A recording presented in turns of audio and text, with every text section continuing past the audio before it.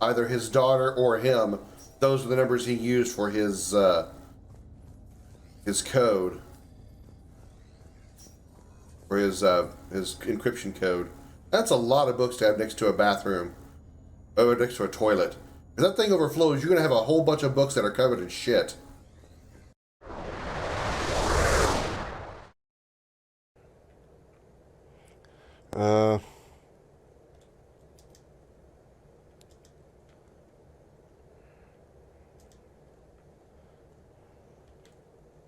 Holy shit. Somebody's here? Somebody's here, I think.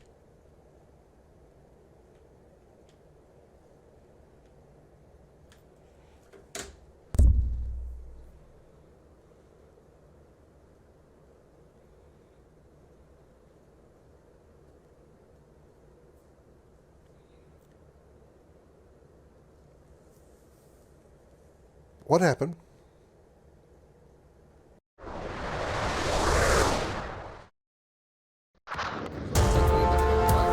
Already coming in with a catapult? Are you shitting on my dick right now?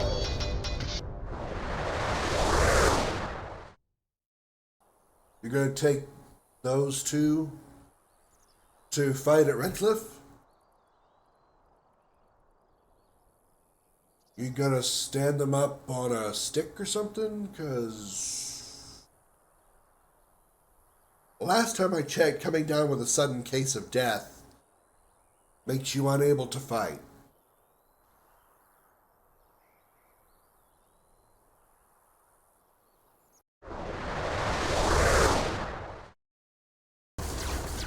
Melonfuck sounds like a big tittied stripper. Or some OnlyFans page. Check out my OnlyFans at onlyfans.com/melonfox. Yeah. And I spell it with 2 X's too. Fuxx. I'm so cute and funny. Here's my tits. Give me $500. Not that I'm bitter about it or anything.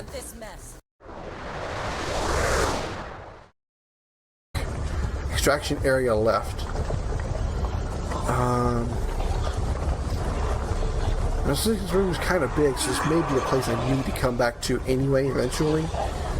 So... Oh, shit!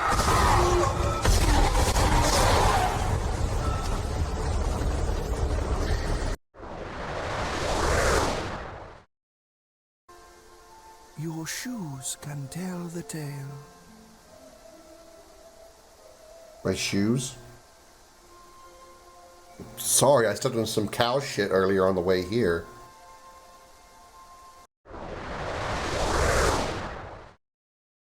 After I beat him, and I have no roots.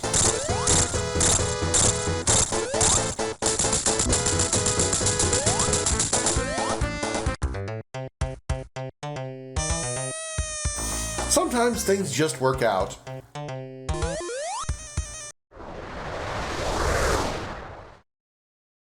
Sometimes you just work so hard, you work yourself to the bone, you know? It just happens. You just gotta, like, lay back and relax sometimes. I know what it's like to work yourself to death.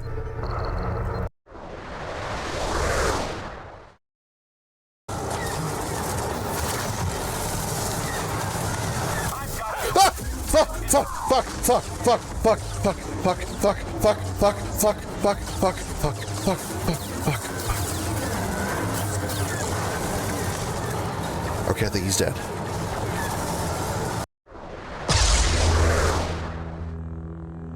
If I tell you the story with a performance, will you believe me? Oh God, what is your obsession with performing? It depends. I'll make my own judgment. I mean, seriously, who is so narcissistic that they want to always perform for people, left, right, and sideways on a camera or on a stage or whatever? I mean, good God. Why do you have to be so narcissistic? Oh my God. I can't stand these kind of people. Why are y'all staring at me with those faces?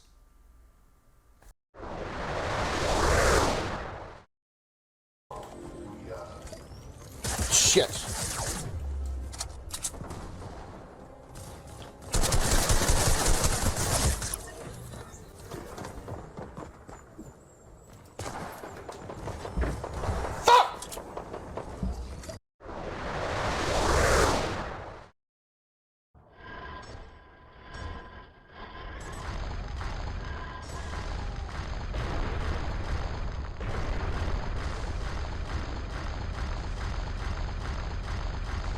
He really misses his wife.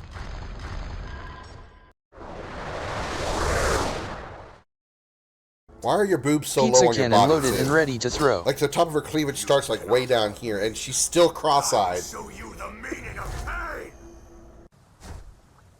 What? That reaction. Wonderful.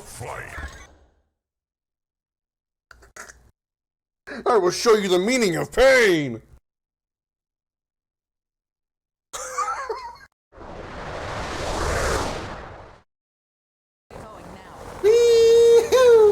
Na na na na na na na na na na na na na na na free man. Can I shoot it on this thing? Probably not. Woohoo! I don't know where I'm going, but I know I'm enjoying the trip. Woohoo! Across entire worlds, dimensions, through the darkest depths of space, and beyond the limits of known time. These are the adventures of the Starship Dragon. Credit chips clinking, a rusted bar, smoke in the air, scars on the wall. He walks in, cloak cut like armor, one red eye tracking it all. They whisper his name in a dozen tongues, every bounty board, every backroom stall. He just nods to the crew at his shoulder, gotta call you in, and that's all. Commander Krim on the Starship Dragon, engines screaming, guns all dragging across the void for a price in blood. We ride the edge of the burning suns. Commander Krim in the Starship Dragon, take the hit and keep on bragging. Danger's home and we're dragging it in. We don't break, we bend for the win.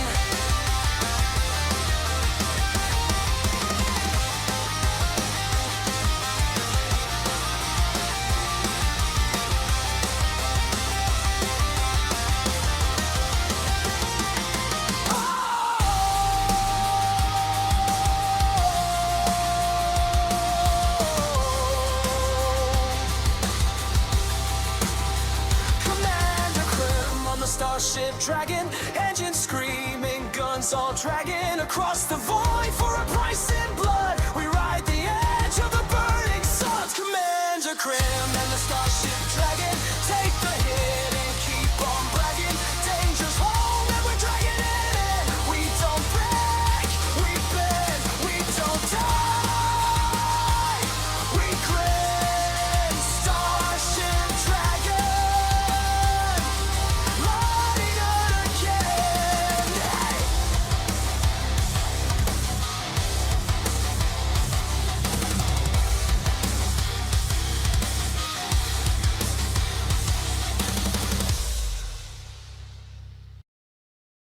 Hey everybody, put your hands in the air and say, holy shit! Welcome aboard the Starship Dragon, everybody. I am Commander Krim. It is Krim week. Week?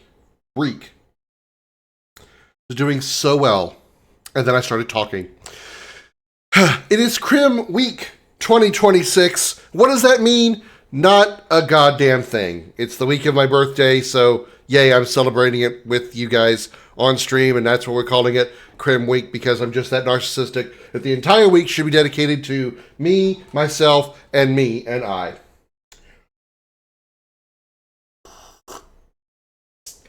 Hi, everybody. Thank you for lurking, Doc.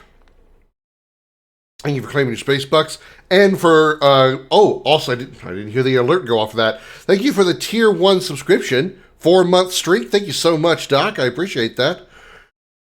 Bear coming in with a claiming space bucks and get swollen a waifu redemption. Already got swole. Yep, you see those muscles there? Poke, poke, poke, poke, poke.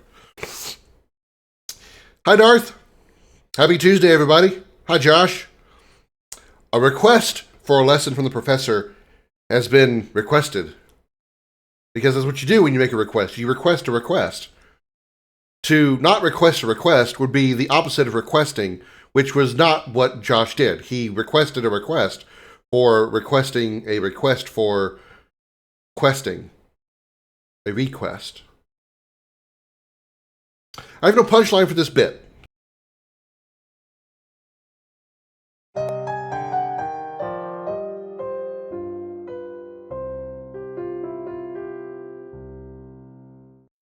Welcome to Video Gaming 101. I'm Professor Willie Long Woodcock. Lesson number 3. Fortnite sucks. That's all there is to say.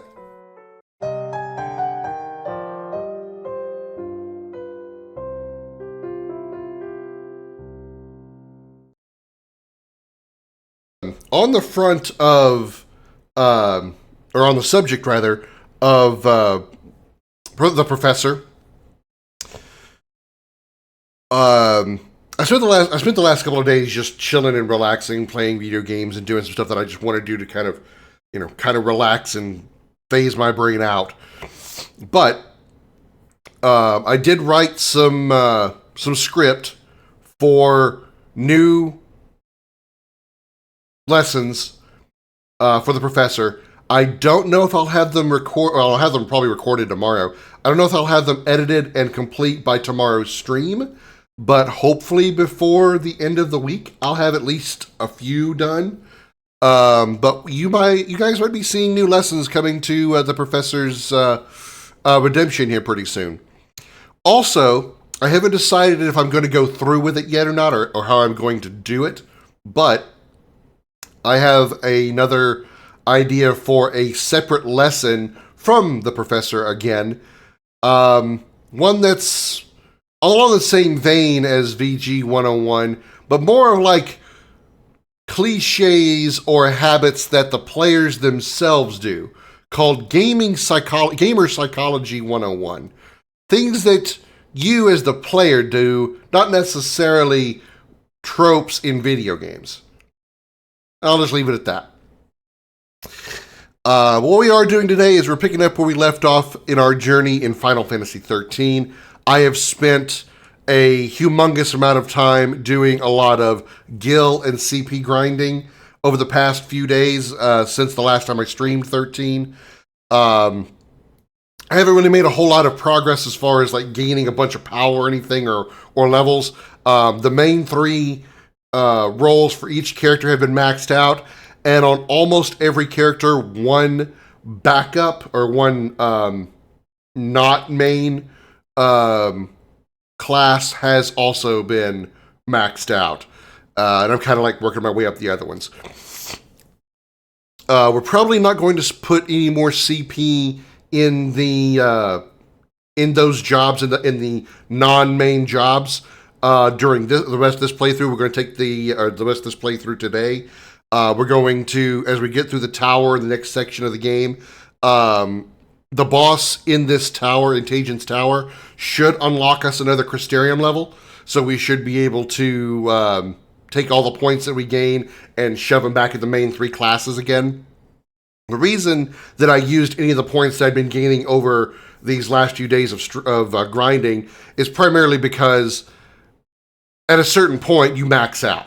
Like you can only hold, each character can only hold 999,999 CP. Any CP gained after that is just lost into the ether. So I had to actually spend it and put some points towards something so that experience wasn't wasted. I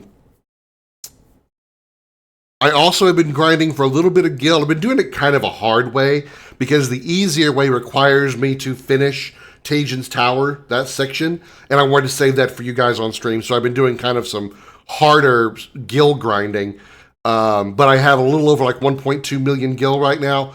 And the reason I've been focusing on that specifically is because there is a catalyst that I want to get for Lightning's weapon that will move it up to what I think should be, if not her final form, her near final form, to the Axis Blade, I believe it's called Omega Weapon. And I want to try to get that relatively soon. And that the catalyst for that, which is, I believe it is Trapezohedron, is 2 million.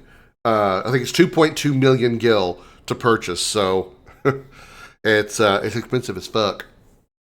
So what I've been doing is I'm going to the Adamantulids that are around the Arclight Steppe and fighting them, which is a relatively easy fight with the stats that I have. And I would get a gold dust drop for most of those fights. What gold dust does is just purely, it's a component that you could use to upgrade weapons or accessories, but it's more valuable money-wise, monetarily.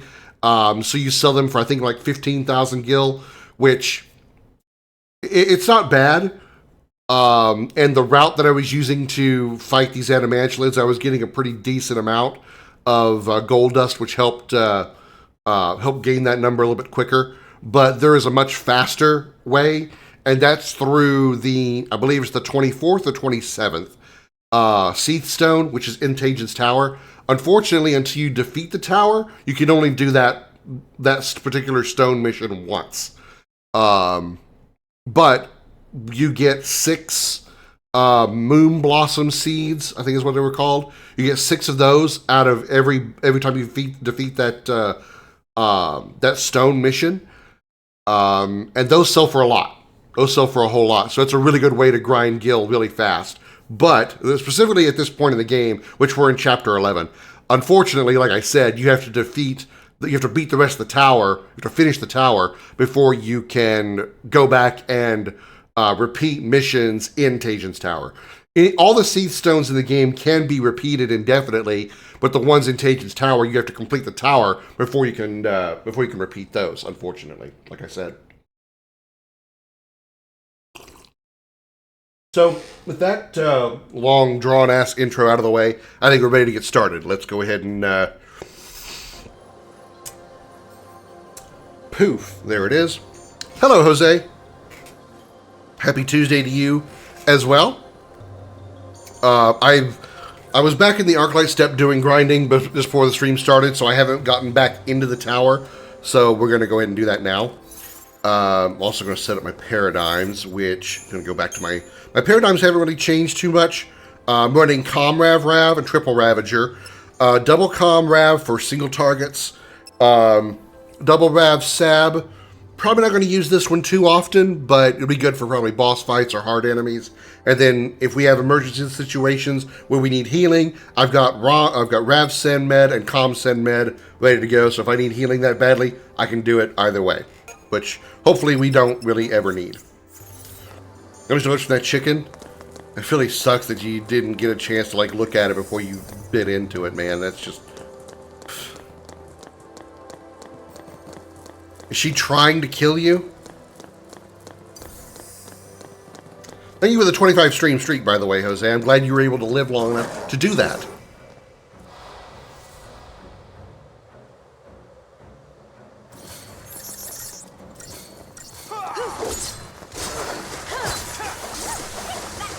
It's funny. These dogs here are called monogarmers, and I just fought a boss in Grand Blue Fantasy with BMO called Managarmer. Grand Blue Fantasy pretty much just took everything in Final Fantasy and put it in their game. I mean, they've got Bahamut. I don't think they have Verfreet. They've got Bahamut. They've got they've got what looks like Omega. It looks like Omega, the machine. I mean, they did everything short of calling their magic Fire, Fyra, and Fyraga.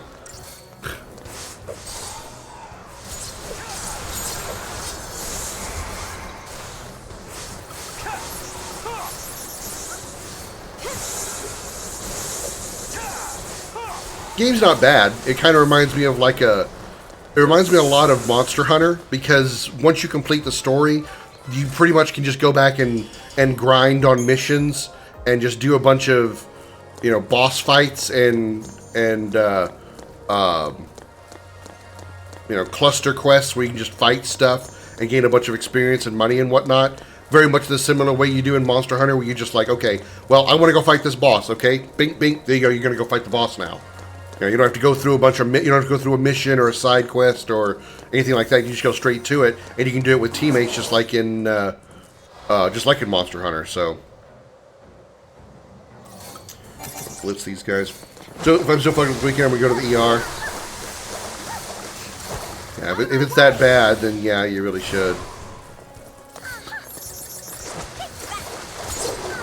I mean, I've only had one case of food poisoning in at least in the recent history, and it was very minor. I think I might have had like a small fever, and that's about it.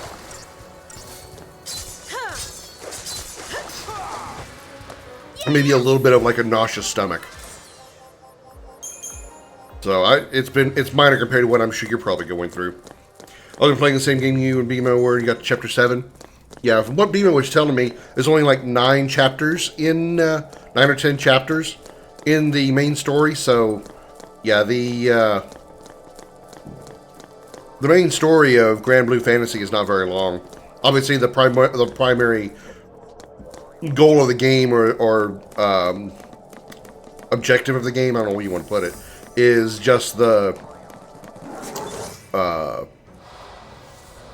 grinding and boss fights in the end game. Hey, Dukin. Hey, you claiming your space bucks. How you doing? Happy Tuesday.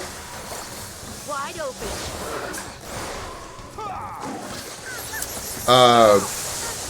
Your golf game that you had told me about, it linked me to another game called Golf with Friends, and it was on sale as of today or yesterday. For Golf with Friends was for like $3, so I got that, and I got the golf game you showed me as well. So got a couple of games additional to add to the list of games for Community Weekend. Or Community Day, whatever. Had a free week so far? Well, I've done nothing. I feel kind of bad, as I feel like I should have gotten something accomplished. Actually done stuff. Yeah, Super Battle Golf, that one. Yeah, I also got Golf with Friends. Or whatever it's called. Tomorrow I'm going to start working on some more videos for the professor's lessons, and hopefully have them edited and done by the weekend, but I'm not sure if I'm going to be able to do that. We'll have to just play by ear, so to speak.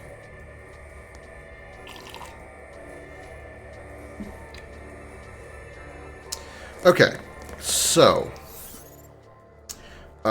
we need to go this way because we did. Well, we didn't. I did. I came up here to do one more Seathstone mission off stream. And then we come over here. Oh, hello. And we're going to go this way. And we're going to grab this item. Gale Ring. We're going to fight these Seath if they'll just stand still long enough for me to get them.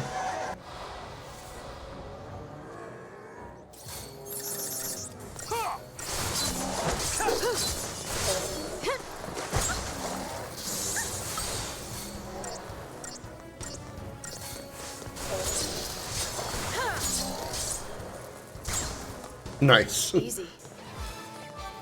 That backflip that backflip shot's always just been really cool. Rainbow anklets. Okay. Think there's anything else we can get here? So this should take us up to the 5th tier, 6th tier.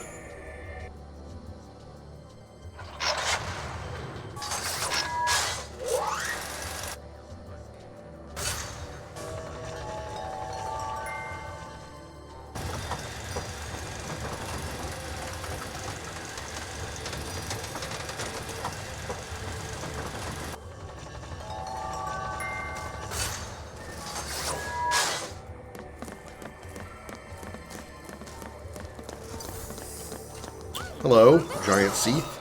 Taxum, I think. This guy's called Taxum.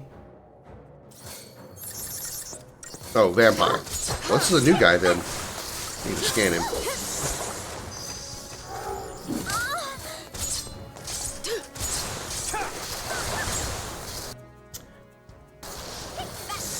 Besides lightning with hope against Alexander, who should I have? Against Alexander, you don't have a choice. I don't think you can choose your party for the Eidolon fights. You have to take in who they give you, which I think is Hope, Lightning, and Fang.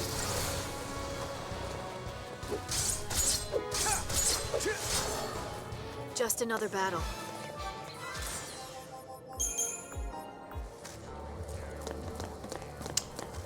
No goodies. Hello, Chris. This is not Sparta, this is the Starship Dragon. I'll kick you through a hole too if I so desire it. But I won't do that. Hi. Let's talk to this giant statue's dick. That's one rock hard dick.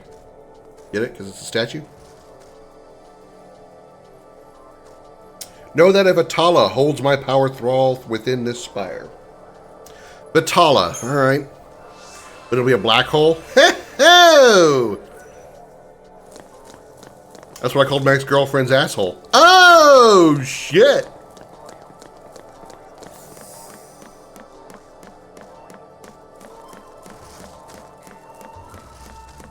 Okay, nothing to do here.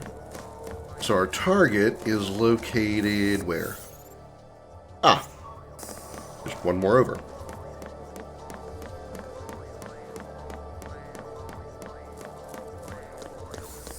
Wish this was on PlayStation? It is.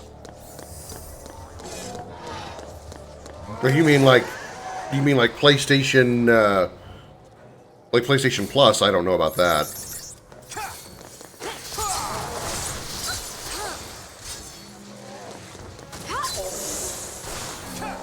Welcome to the dark side. What do you mean, welcome? I live here. Couldn't find it on the app?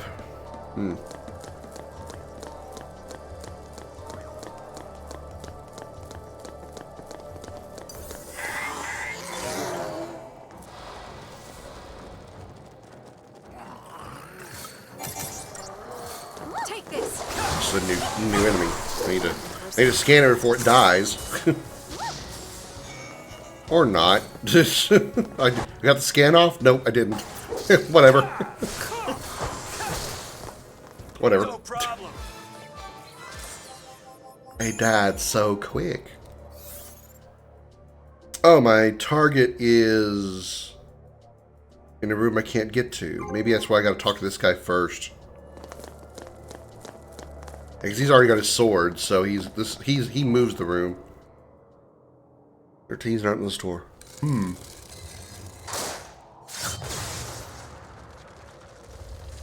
I know I've got it digitally. Maybe it's on Xbox.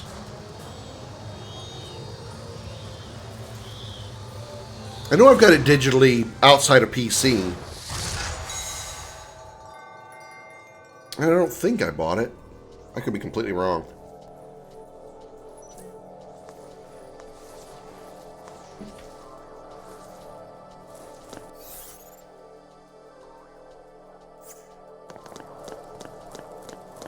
But considering how rather unpopular it is, it doesn't really surprise me they didn't put it on there. Where's everybody ported from PS3? Yeah, I mean, they ported to PC. And with the PC version, they actually added an easy mode, which wasn't in the original version.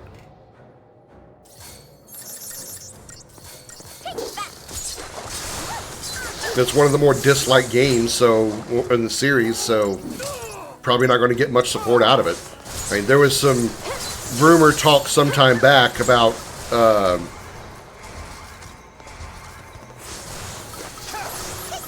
like a 13 remaster, but a 13 trilogy remaster. I don't think that ever went anywhere.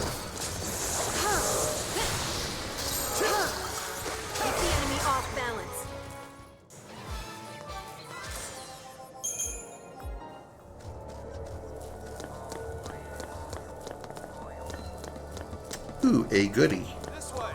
No, over here to get this. Unsetting Sun. That's a new weapon. For you, actually. And it has Stagger Lock, and its stats suck. Okay, never mind. Waypoint?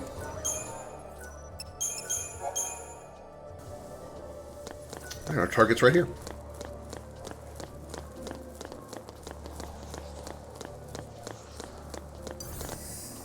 Yep, one of these guys.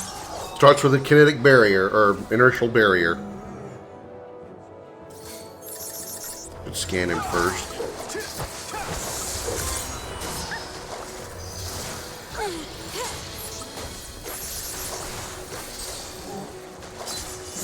Go, he is staggered. What do we got for weaknesses? Nothing in particular. Just all out then.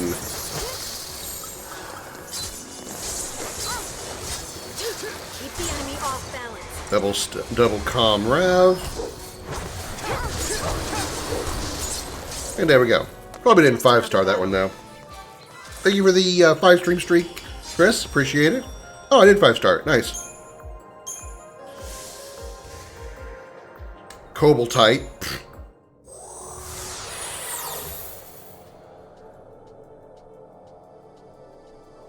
Nothing really, amazing. Cobaltite's actually kind of an older catalyst I don't really need now.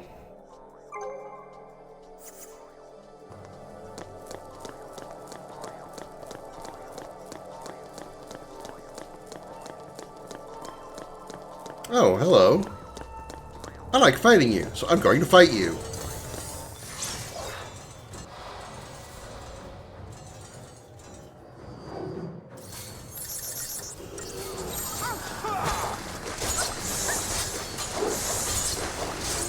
Keep a cool head. You're weak to lightning and water.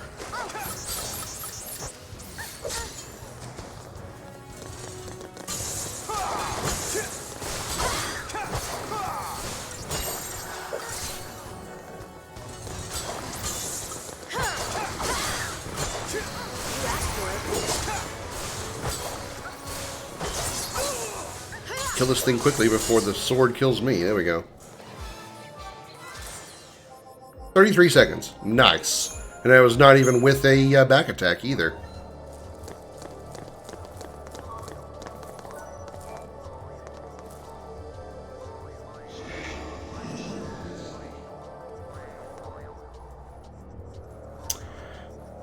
What? Penanggalan? Penanggalan? Penanggalan. Penanggalan.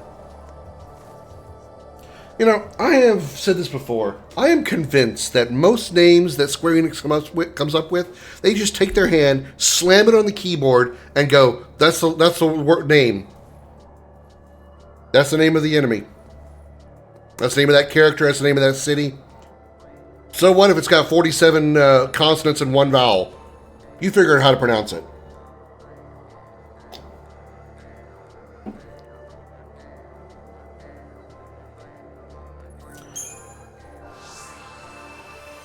Pangolin.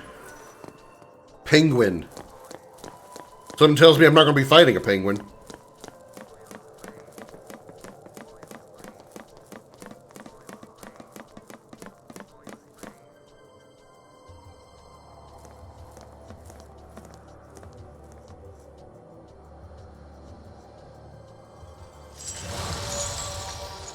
Back again.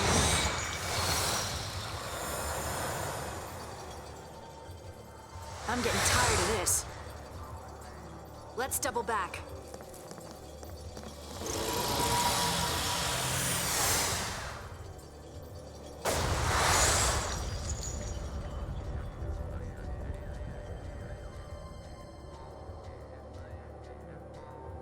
You can't unconvince me Chocobo wasn't someone coughing or choking? I always thought Chocobo... When I think of Chocobo, or when I first thought of the word Chocobo, I think of chocolate. So I think of, like, maybe somebody had one of those little, like, chocolate Easter egg... what are they called? Little chocolate Easter eggs. Cadbury eggs. And I thought, a chocolate egg. Maybe a chocolate bunny made this egg. How about we make a bird out of chocolate? Call it a chocolate bird. We'll figure something out. There's gotta be something useful here. I know we can just cast fire on this giant hunk of ice and melt it, but, God forbid. I always thought chocolate was involved in the name Chocobo. Welcome to, again, how my brain works. You want to fight me again? Okay, sure. You convinced me.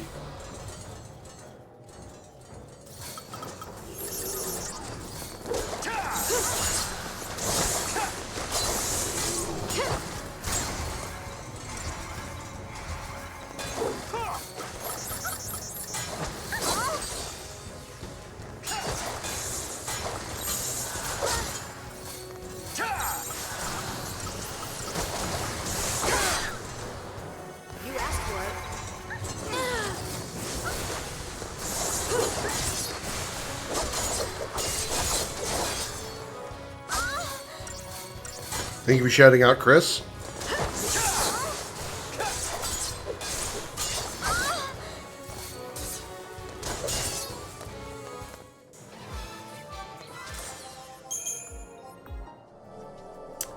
Rolling right along. Okay.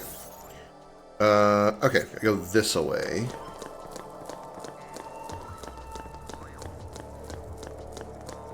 Oh, hello. Howdy, guys. Tag.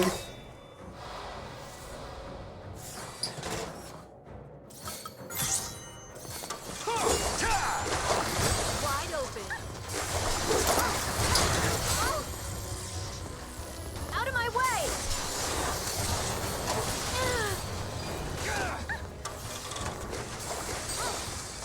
You slaying orcs left and right in Odyssey? Nice. I need to, I think I have the Ezio collection, or whatever it's called, the Ezio, whatever it's called. I have a collection of some of the Assassin's Creed games. I really need to make a playthrough with those. At least sticking with the main story of the first game, because I know a lot of it's kind of open world stuff. But I really want to do the second one, because I remember enjoying the second one a lot.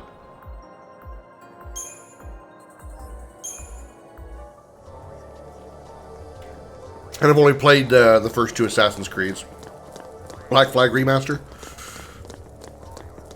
I just want to play Black Flag in general. Almost said Black Flag. Whoops. Black Flag in general. I love naval combat. Love it. That's why in Kingdom Hearts 3, the Pirates of the Caribbean world is one of my favorites because of the ship combat. Well, I mean, if it's a remaster, they shouldn't butcher it. If it's just a remaster, they're just making it look better. They don't change it up a bunch. Not like a remake.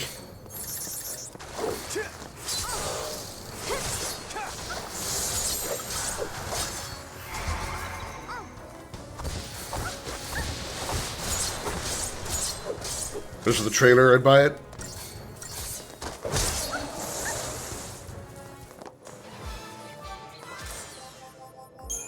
And like I said, I mean, depending on how the remaster is handled, you know, usually remasters can be just as good as the original.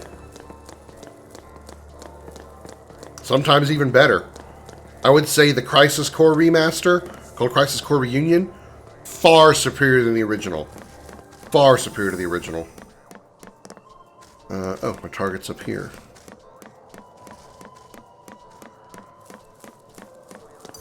What am I fighting, by the way? Oh. The flying ones. Come here, guys.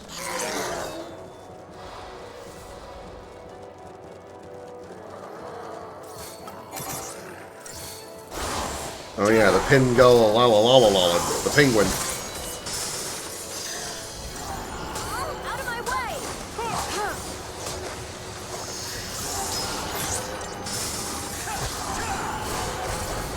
Edward Kenway. The name doesn't ring a bell. Who is that?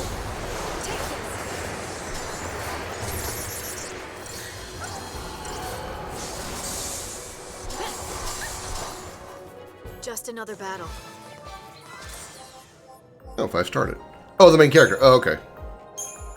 Oh, and I thought the voice actor's name was okay. Never mind.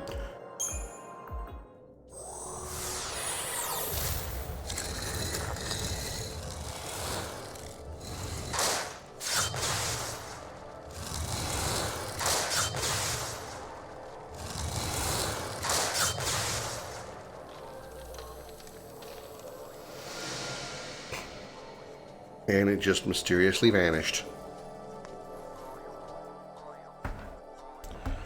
You know, let me go. Actually, let me go find a save point first. I'll check out that trailer real quick. I gotta go find a save point. Chris, calm down. Keep your penis in your pants. I'm gonna go find a save point, and I'm gonna go watch it. Chill.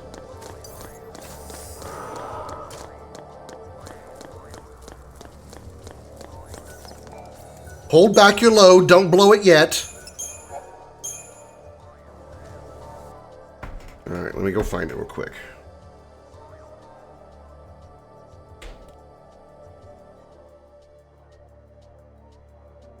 Hard ask a biscuit? Yeah, fair.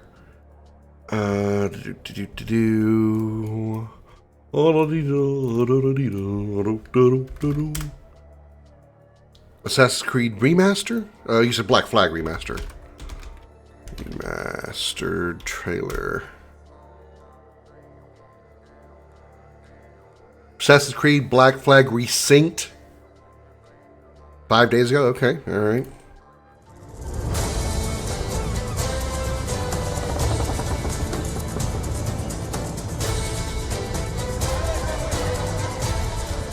We fly no colors out here, but praise the lack of them. So let the black flag signal nothing but your allegiance to man's natural freedoms.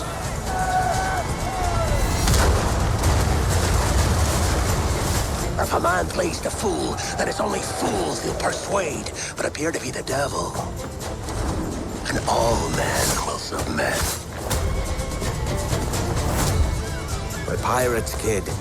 We take as we please and become who we like. But that look ain't you. It's not who you are. Who am I then? You're a wonder, Kenway. You've a knack for this kind of work. It ain't work if you love it.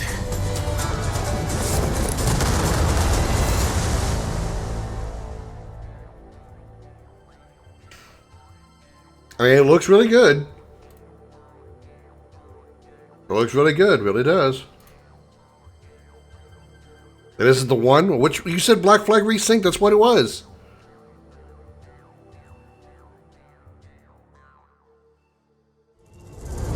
Assassin's Creed Black Flag Resynced World Premiere.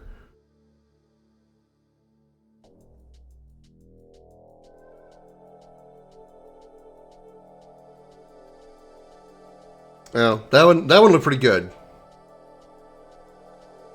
That looked. I mean, I haven't seen the. I really haven't even seen or played the original game, so you know, I can't.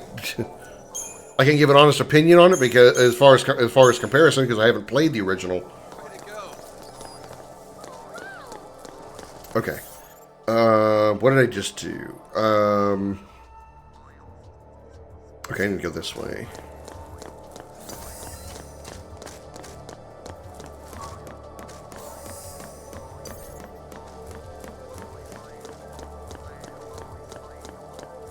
Need to take the stairs.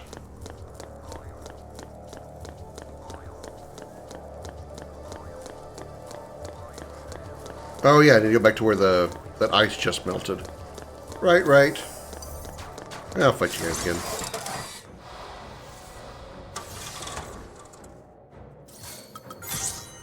Out of my way! Stay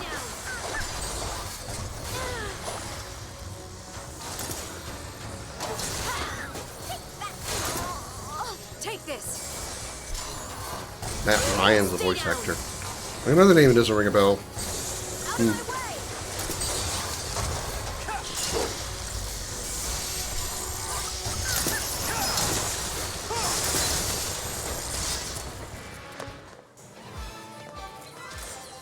27 seconds. Nice.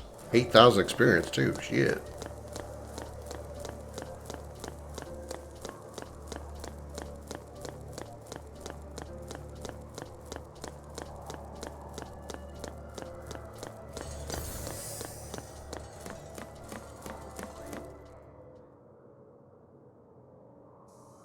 Those are details as far as what's changed.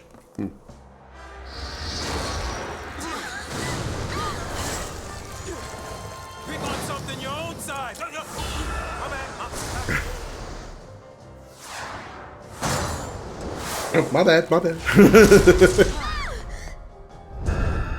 I don't love Saz, man. They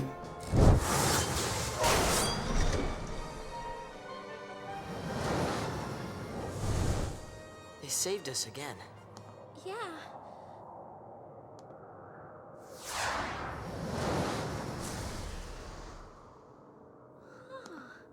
You want to help us?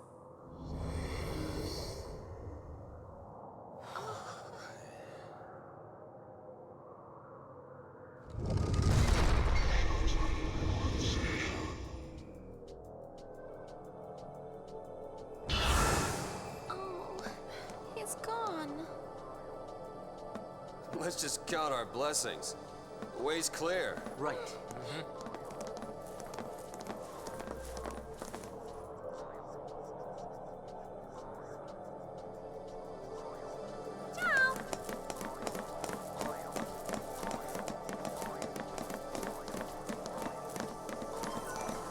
Now we're going to examine your dick.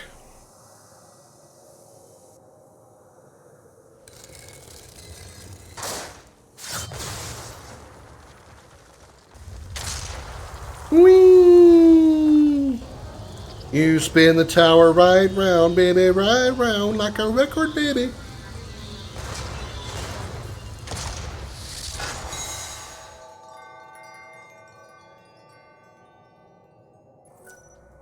And Central Elevator can now reach the 6th tier. I'll be up ahead if you need me.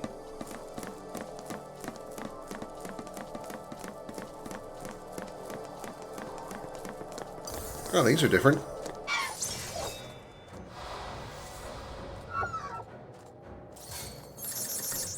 Not new, but different. Should go for the machine first.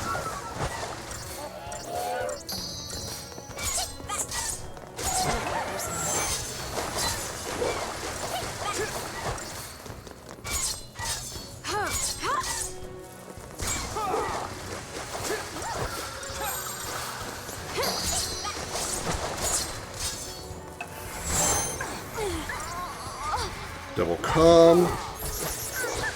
I didn't even get a chance to do anything. Snow already over there beating the shit out of it.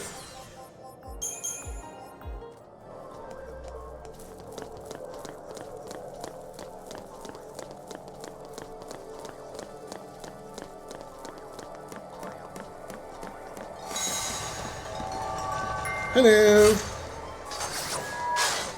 I just realized the elevator itself on the outside looks a little bit like Atomos. I wonder if that's by design. I mean, it is both, you know, Pulsian technology, but I wonder if it's like that on purpose. Like, if there's a reason why the elevator and Atomos look similar in design, even though one's obviously much larger than the other.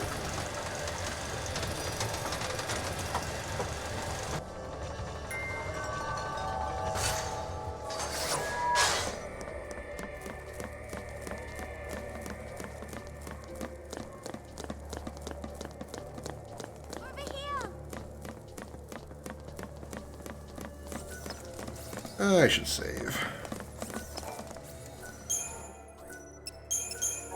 This game does have a tendency to crash. I don't know if it's the mod or if it's the PC port that causes the crash, but it does tend to crash quite a bit, so... You know, better saved than sorry. 6th tier.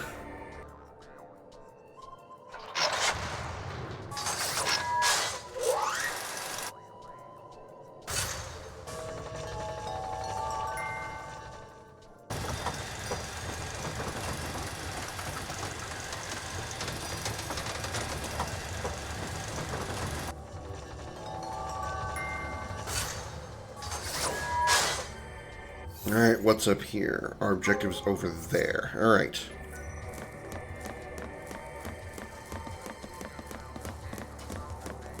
Gonna sneak? Gonna sneak? Aha! I didn't sneak. I failed to sneak.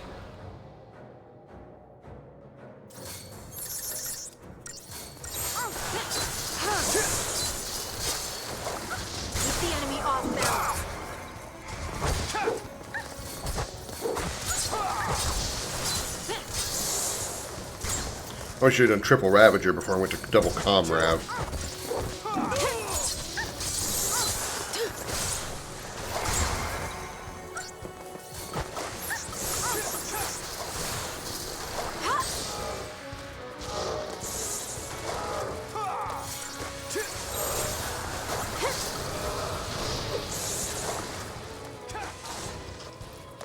what I'm talking about.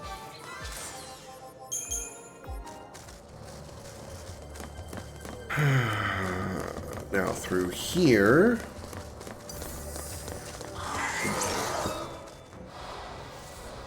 Check out the little guys first with some Ruinga on the Chon-Chons. Sounds like a dog. Sounds like a dog's nickname. Great Chon-Chon. Great Chon-Chon. Come here, boy.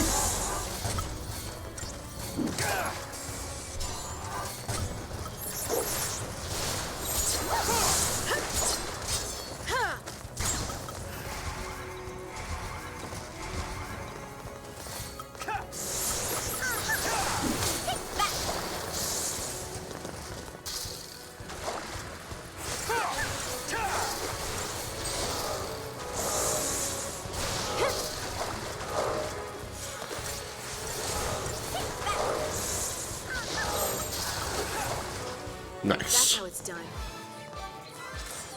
40 seconds. Keeping our victory time under the 1 minute under a minute under par. That's really nice. Another goodie over here.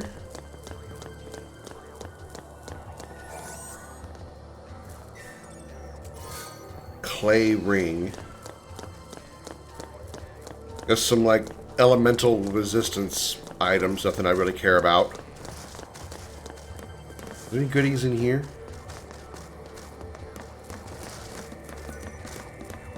Like on the other side of those dudes?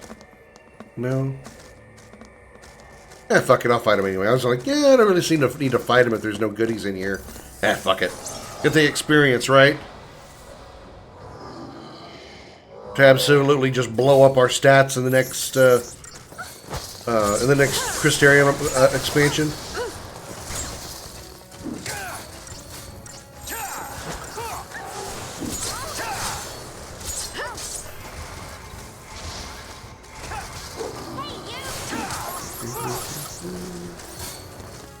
Did I change targets by accident? I think I did. Whoops. Oh, too late now.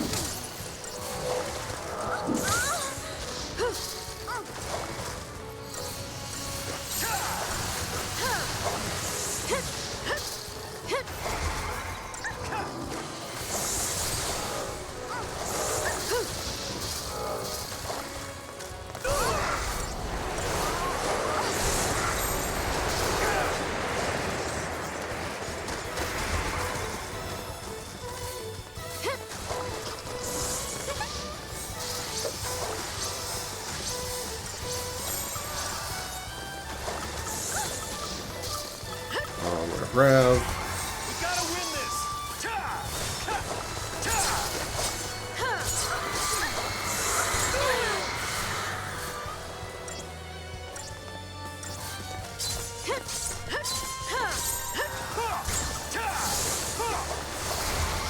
Triple Ravager to stagger him.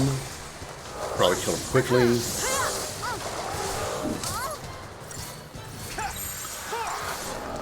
Rav Sab on the other one. Get those debuffs on. We already got Imperil, which is really nice. D-Shell.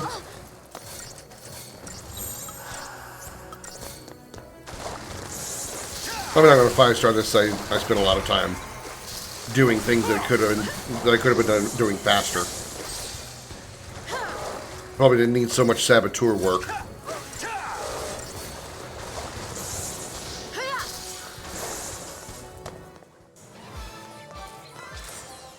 Still did it. It's a 4.5 minute part time. Okay. What was the experience? I didn't see it. That's alright.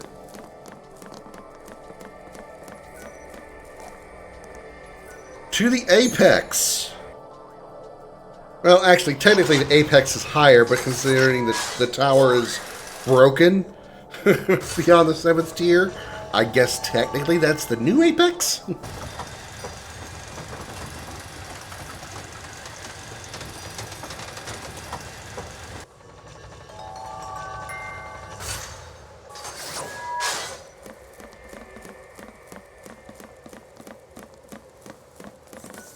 Alright, let's go ahead and save here. Don't need to do any Crystarium work.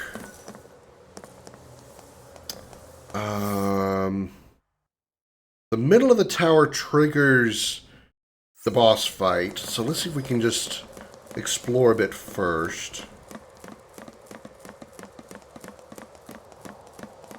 I kind of have a thing for heights.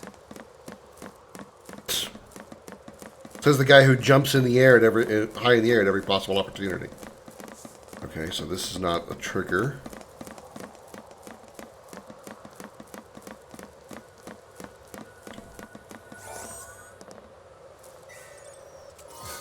Frostbane brooches.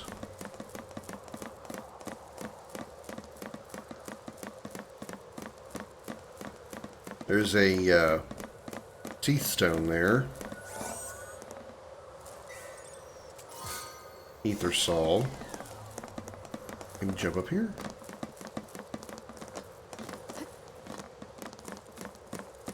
I don't remember what this is. This leads out of the tower. Okay.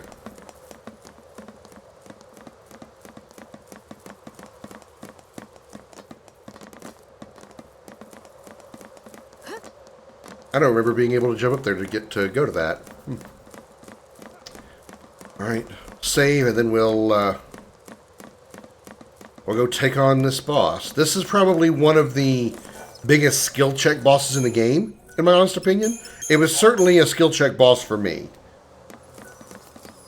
This was the boss I was like, you know what, I'm just going to cheat to finish the game. Like when I first played it a long time ago. Hopefully I'm better off this time. One, I'm on easy mode. Two, I've played this game before. I know it pretty well. Uh-huh. Hey, look. He's back. It's acting strange. He must be weak from losing his tail. Yeah, not weak enough.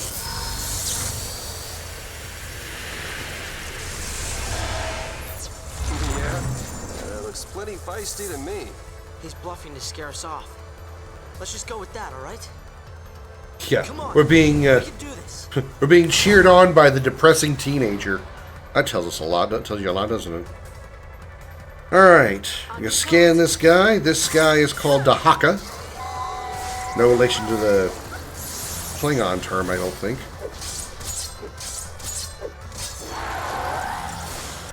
He has no weaknesses. At least not anything elementally. Let's go to Rav Sab to get some debuffs on him, which he is not immune to deprotect, deshell, or imperil, which will make this a lot easier.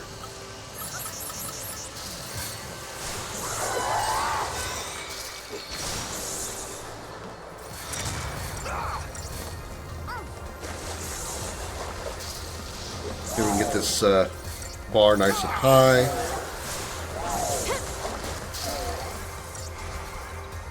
One more round of triple Rav, which would be at max. Then we can go double commando on him. There we go. That was quick.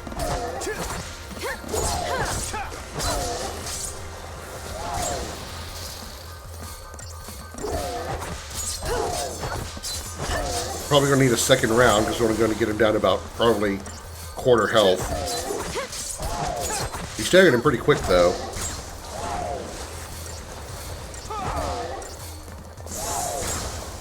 Lights out. Got a couple of last minute hits in there because his stagger bar was expiring. That's actually really good. Let's go back to let's go back to Triple Ravager. We don't need Sab because we've got both the Deprotect and the Imperil on him, which is what we wanted. Probably not going to stagger him again before we kill him.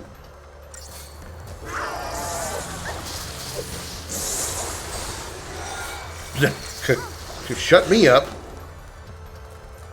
And he's dead. 4-minute fight did it a minute and a half. 33,000 crystal gen points.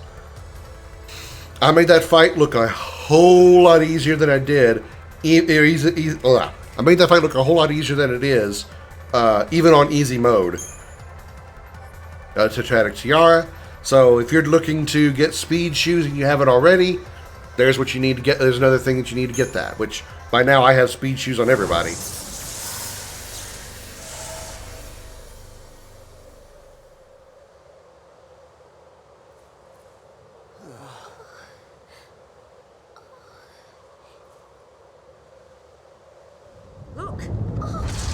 look.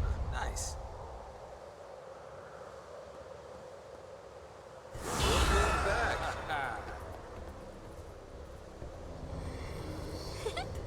He's saying thanks. At last, we are free. We go now, to hunt down evil where it hides.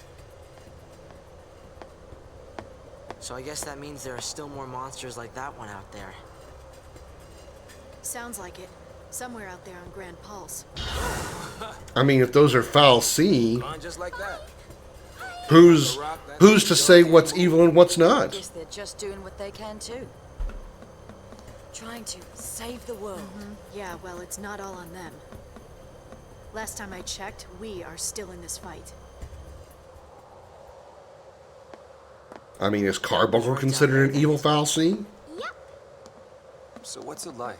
Well, it's kind of small, but it's warm and green and very naturey. Around the fal'Cie, it was flowers as far as you could see, huh? View from here? Ain't so rosy, I'm sorry to say. You want to wait here? No. I need to see for myself. Been 5 centuries, are you sure?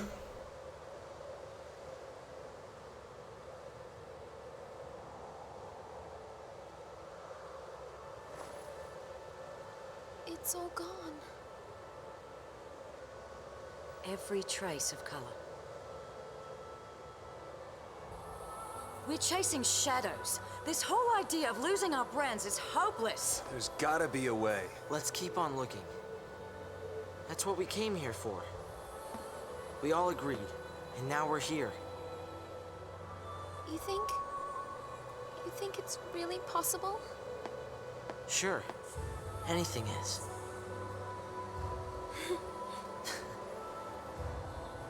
There's no going back. You don't think I know that?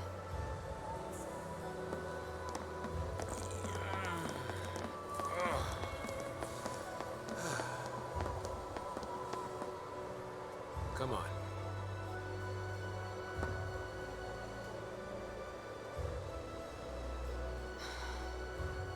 You know what I kind of wish they'd done for this scene?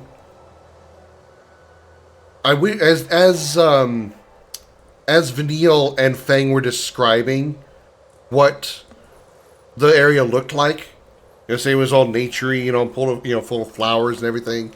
They should have had like a flashback kind of view of the area from what they remember, right?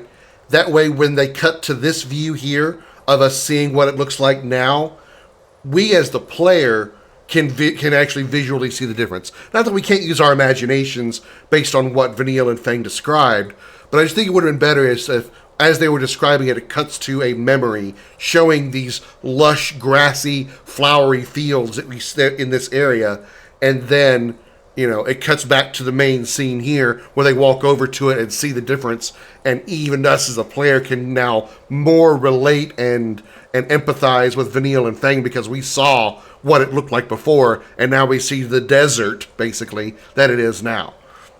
Hi, Mouse. Happy Tuesday. How you doing? Roar. I got attacked by a doggo. With a big, big chomper.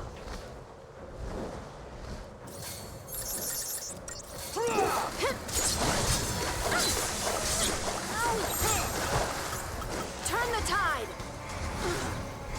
Well, I'm enjoying a week off from work. Well, 10 days off from work. Plus, it's my birthday week. My birthday's on Saturday. So it's, as narcissistic as it sounds, it's Krim week 2026.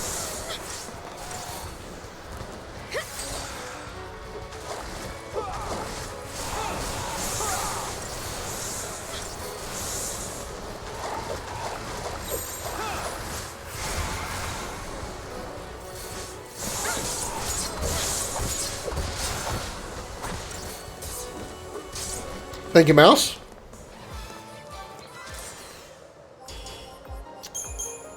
Still 5-starred that battle.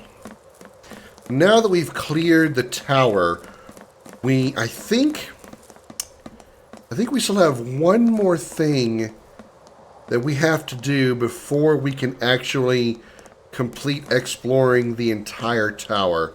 Because we're not actually done here yet. We need to fight a strong Seath boss at the bottom floor. We also need to rotate the tower one more time so we can do that.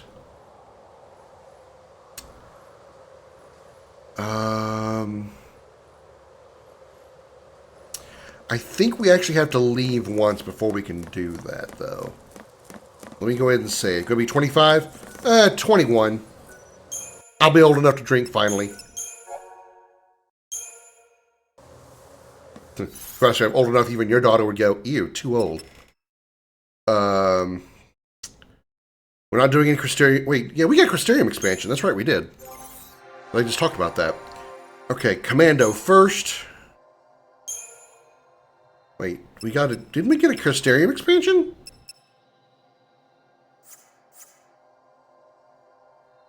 Did we not get a Crystarium expansion on that boss? I thought I swore I saw it read Crystarium expanded. Maybe I didn't. Or maybe, I wonder if it's...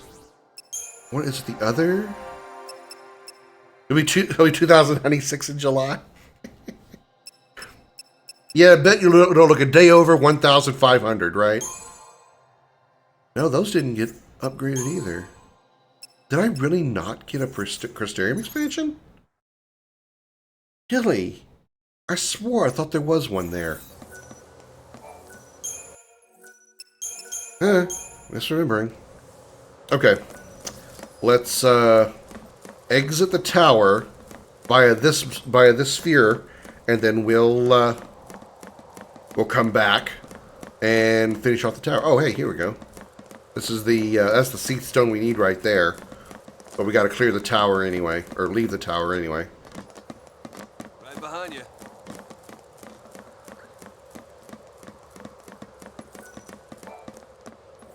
Board the elevator? Yes. Now that looks like an easier way to get where we're going. Well, let's take it. Wouldn't want you to throw your back out climbing, old man. Rude. You really are a charmer, aren't you?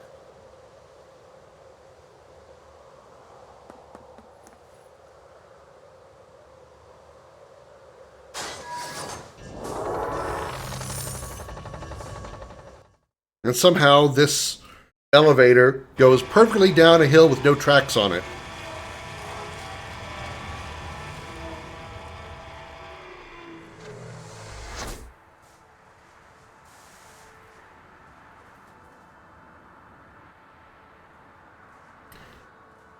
I took a picture of myself on my 62nd birthday and people swear I look like I'm in my 40s or 60s.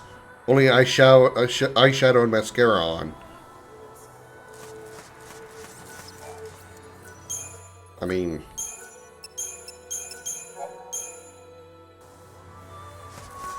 if it works, it works. I'm sure it'd be quite a compliment to be for a lady to be told they look 20 years younger than they are. RA3 skirmish 2v2v2 with all easy bots. Kind of a sorry, I got my comment is right in the way of the chat, so I'm trying to read around him. So I'm not like leaning my head because I'm having a conniption or something. I'm trying to read around my cat. Kind of annihilated the enemies in 2 waves of attacks. My ally was mostly a diversion. I could go 40s or 50s. Well, still. 10 to 20 years younger, that's a hell of a compliment.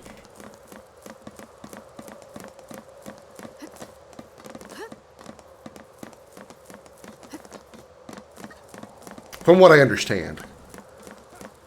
I'm 30 years older than Wolfie, and we used to be accused of being sisters. There was a... I say was, as if they're both dead. They're probably not. There was like a pair of, like, I think country singers, or like... I think, pretty sure it was country singers. The mother and sister, or the mother and daughter, were often confused. The mother, they were confused. The mother looked like, I'm saying it wrong. The mother was called the younger one somehow. Somehow the mother was thought to be the daughter, and the daughter seemed to be the mother to people. I don't remember which one it is, but Mithridates. That's the one. That's 27.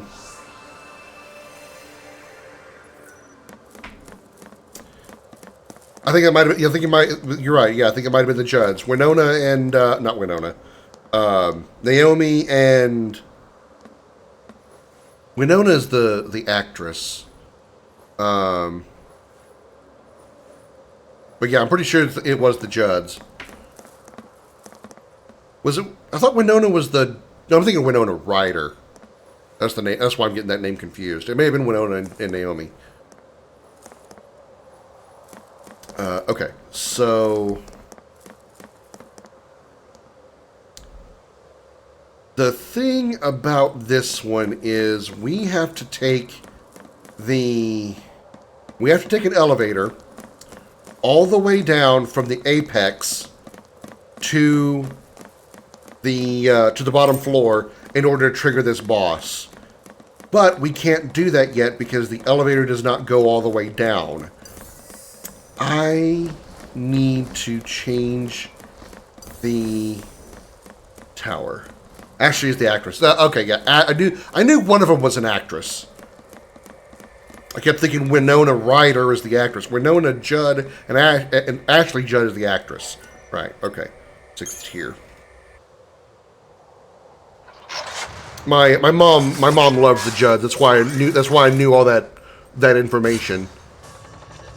I just forgot the details of the names because it's been probably 30 years since I thought about it. Is Ashley Judd actually related to them?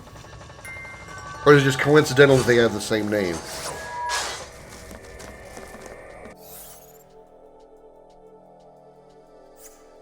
Wait, it's over here?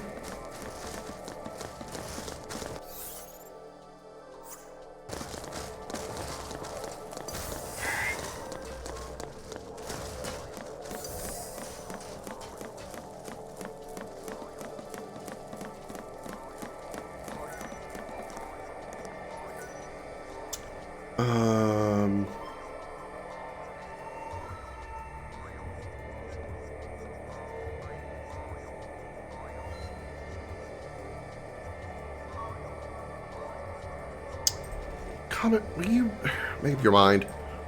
Okay, they are related. Okay. So Winona and Ashley are the young ones, are the kids. Okay.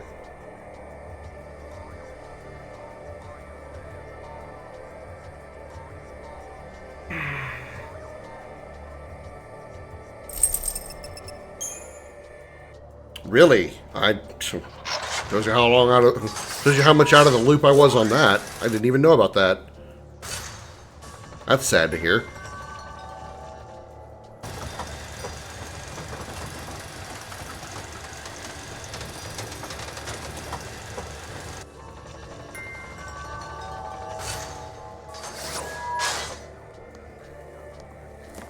Yeah, this is where the boss is, but he's not going to trigger right now because we have to do something else.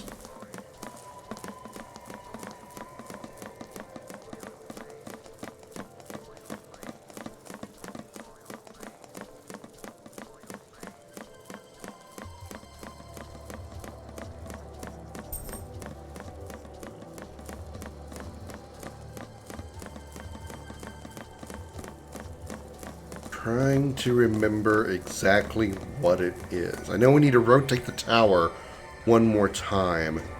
Do we do that from the 6th tier?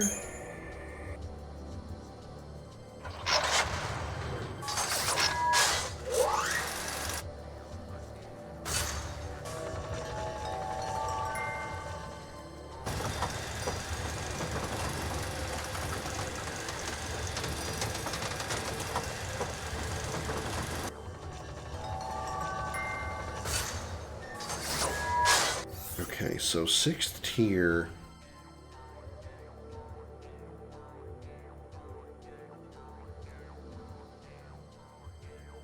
There's stairs over this way. that might take us up to the 7th tier.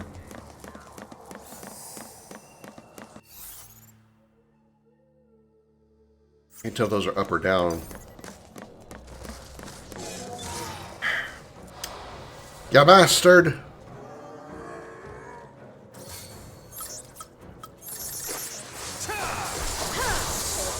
Damn, you died quick. 4 seconds. Damn, you died quick.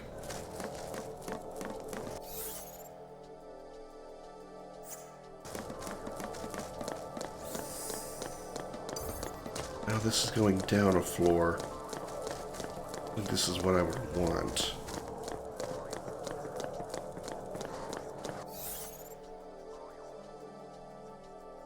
Oh, maybe it is.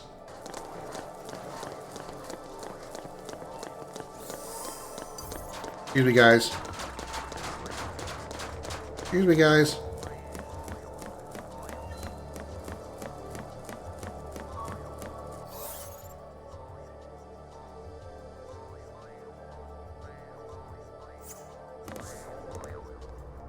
Where's the switch that's on that side?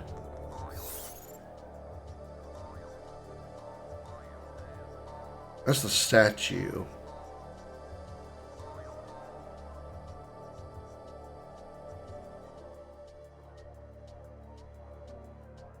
Wish I could look at other floors. Oh, I can.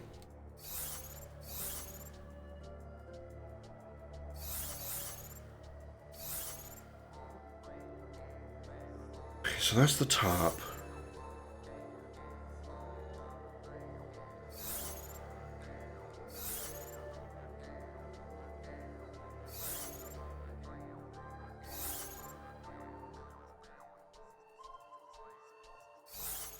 That's the bottom floor. Okay.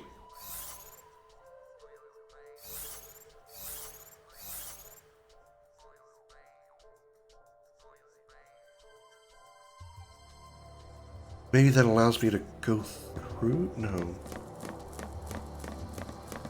That's just going to bring the elevator down a floor. Yeah.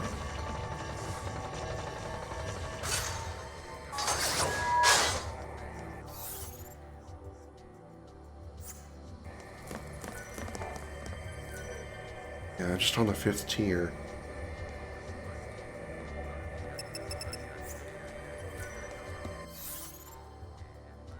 So this is the... Okay, so this is the apex. This is the 6th tier.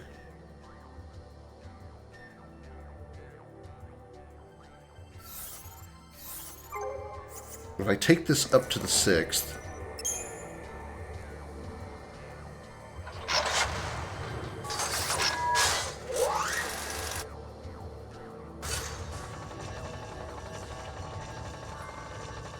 Wow, that was a long trip.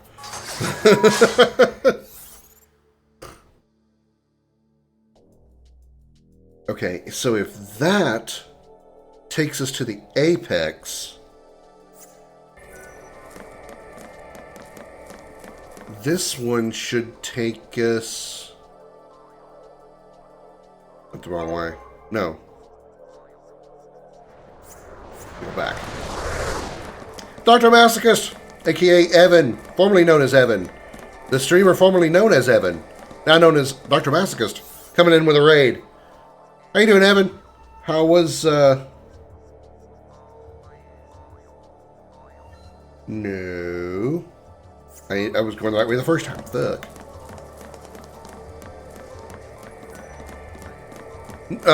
Technically, sort of. I need to go fight a really hard, Seath Stone boss. But I gotta make it, it's a complex way to get there. So what is this one? It's just a statue. Okay, that's not what I want. Didn't kill but got to the boss to 30%. Well, that's pretty good.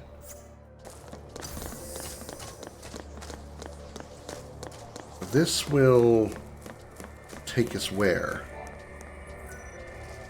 Currently on the 6th. Okay, that's not what I want. I don't think. If I talk to this statue, will it rotate the tower again? God damn it. 100% means killing it tomorrow, then on to farming it. Hey, well, I mean... as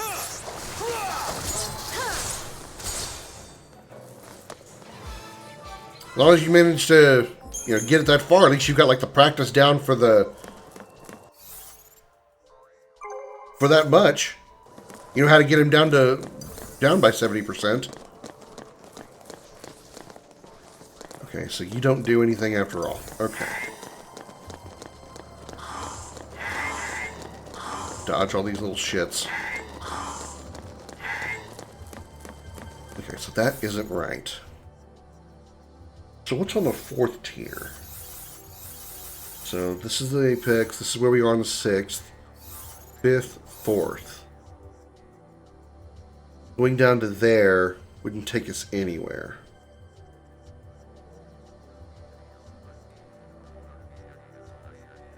Would it?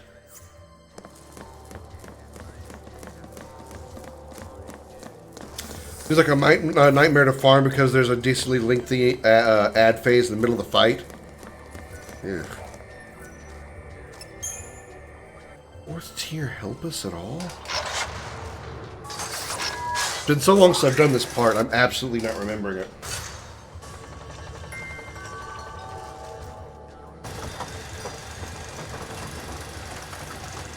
I've got to I gotta spin the tower again. You know, I didn't talk to the... There's a statue on the apex.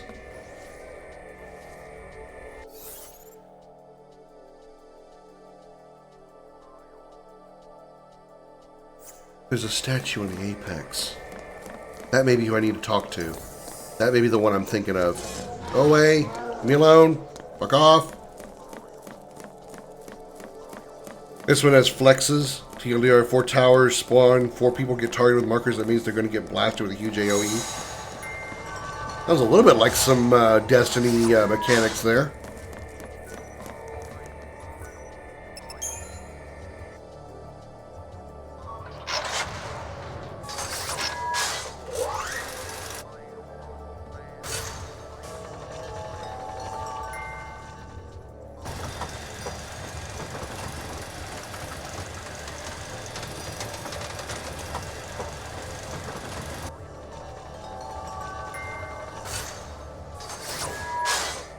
So they need to go up there. Right.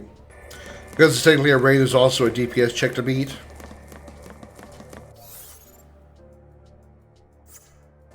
And if you're not fast enough, team wipe. Ah, you bitch.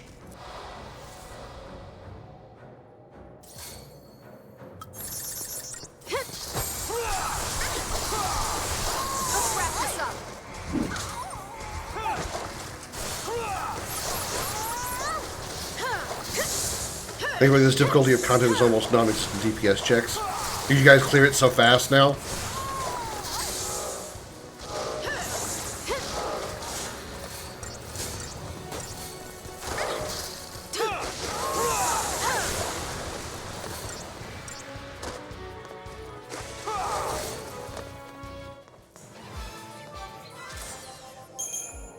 I just came out, this fight's one difficulty below Savage. Oh, okay, gotcha. So basically you're doing the practice raids right now, or the difficulty that's like equal to like a practice raid to get you familiar with, at least loosely familiar with it.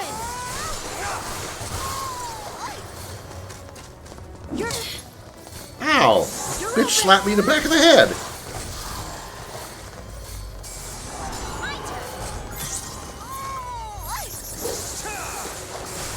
No tied to the story. Ah, gotcha. Okay, gotcha. They have, the raids are like loosely tied to the story in Destiny, but they do have dungeons that are basically 3-person raids, because they have like complex mechanics like raids do, that are a little more tied to the story than like the full-on raids are. Then of course they have like the super hard mode raids, the pinnacle raids. which are just like, you know, hard as fuck. Like the bosses go, what is it? Not fury. What's it called when a boss gets like super angry mode? Oh hell, what is that? What is that term?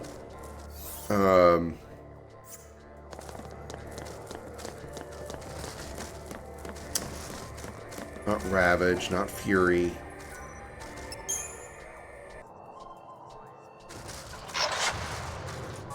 Starts with an R, and I'm absolutely just blanking on it. But basically, it's like there's the shorthand. Usually, these bosses have like mechanics that are obviously going to, you know, wipe, you know, one-shot wipe, right? But the DPS checks that you were talking about. Well, when they're in this like pissy boss mode, the DPS check happens a lot faster. So you're like, you have to stop him before he triggers it. And he triggers it more often. The issue is that even if the fight had a real DPS check while I have gear from the raids, the first fight drops item level 785 weapon. Final fight of the current raid drops a 795 weapon. Gotcha. Okay, so where's that statue? Where's that statue I was looking for? Statue. There he is. There he is. He's gonna do it. He's gonna do the thing I was looking for. You are the statue I am looking for, sir. Hello. I'm going to talk to your penis.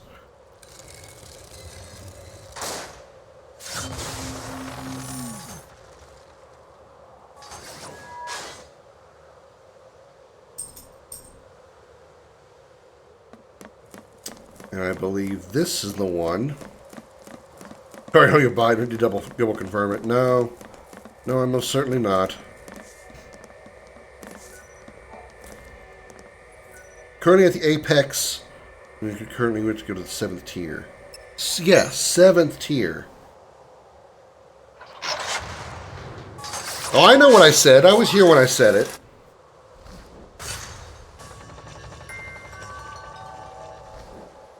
I've got to do something on the 7th tier.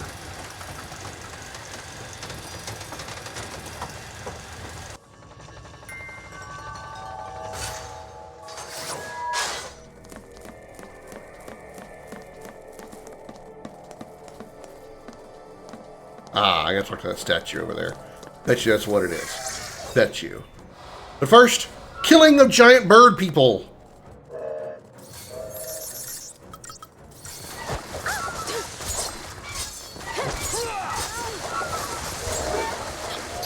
Thank you for reminding me of that. I'll do that in just a second here. You're avianist? Well, because they're bad people. They put status ailments on me, which makes it very difficult to fight.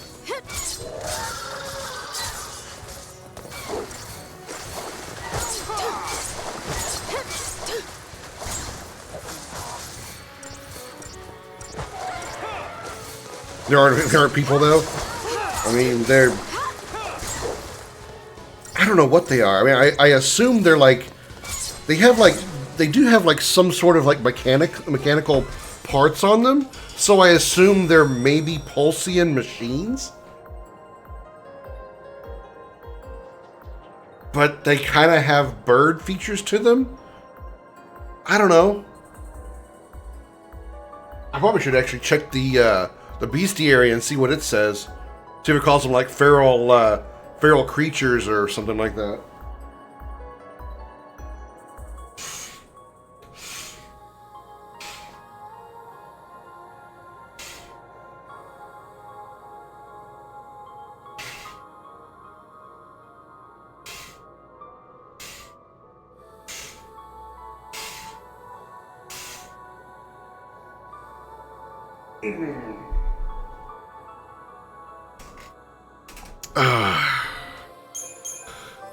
Because my curiosity is getting the better of me, I am going to look. Enemy intel. Feral creatures? Beasts, pteroquatics, spooks, demons, stalkers, armadillons. Nudibranches? Nudibranch. Oh, okay. Wyvern, wood wraiths. That's not them. No. Flam, behemoth, goblin, sahajan, ochu, cactuar. Tonberry. So is it not Pulse Automata, is it? No. Definitely not those. Nope.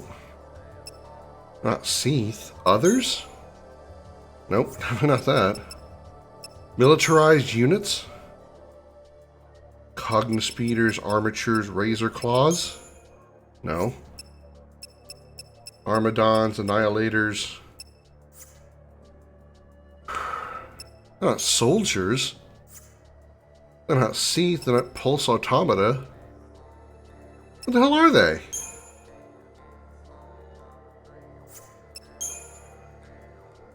They're not Lassie. No.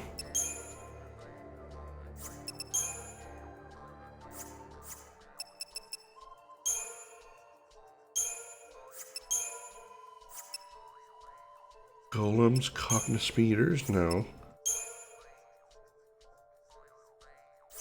Razor claws are the dog peoples. Word droids, vespids.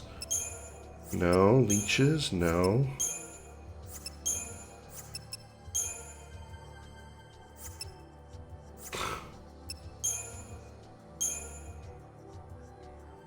They're not considered beasts. Spooks? No. Demons? They're considered demons? Or daemons?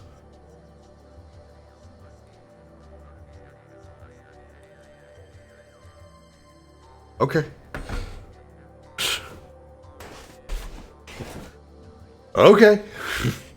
You say so, game. I can't wholeheartedly agree, but okay, if you say so. Let's see.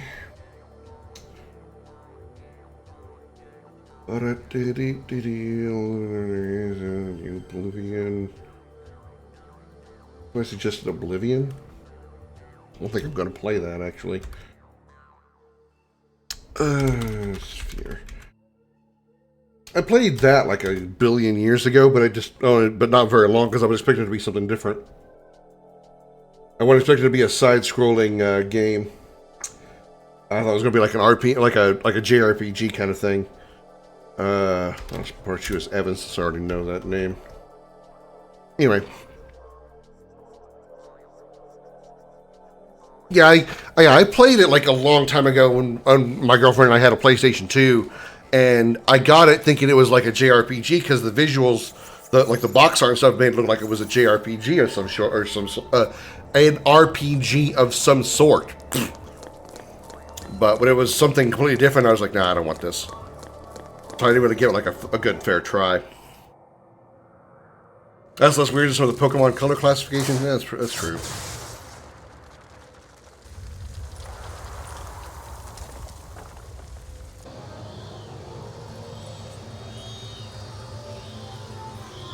Let's see, Vanillaware make a full-on JRPG. Was Vanillaware the developer of Odin Sphere? The central elevator can now reach all tiers. There we go. We done did it. We done did it. We can do it. We have the technology. Ooh, we have a goodie. Is there a goodie back over here? No, there's a goodie over here. Collector catalog.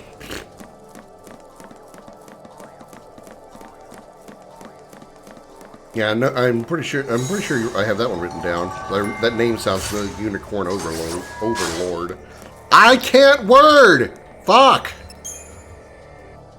Alright. So in order to trigger this boss, what I'm trying to get to, what I've been trying to do for the last 20 minutes, is in order to trigger this boss, I have to take the central elevator all the way to the apex. And from the apex, I have to go all the way to the ground floor in one fell swoop. Now, you can't do that until you rotate the building and you have this right here. Because as you can see by the name of the mission, the Undying, blah, blah, blah, blah. Mithridates, the lone is of their number and his undoing is my burden. It is said in life he once loved music. I can but hope the notes sounded by the elevator in Tajian's tower, descending from the apex, might lure him out and allow me to restore a touch of harmony to the discord of the tower's tainted song. That's your clue as to how you need to do it. Alright, so before we do, where's the save point? It's right there. Okay.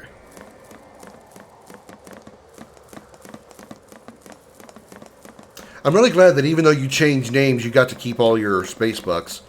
I know sometimes bots get really, get really messed up whenever someone changes their name.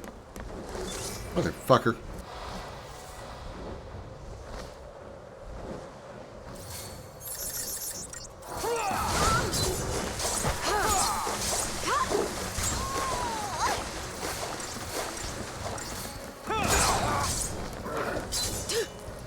I'm glad you didn't lose yours, though.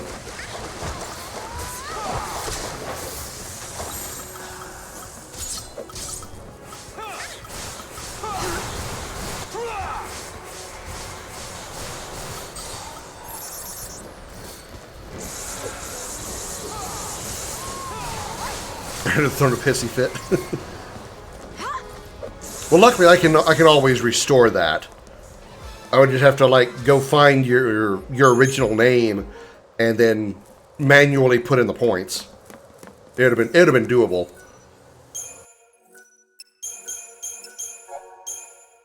All right, now let's go beat up this actually very tough Seath. All right, from the apex to the ground tier. To the wall, to the windows. The sweat drift off my earlobes.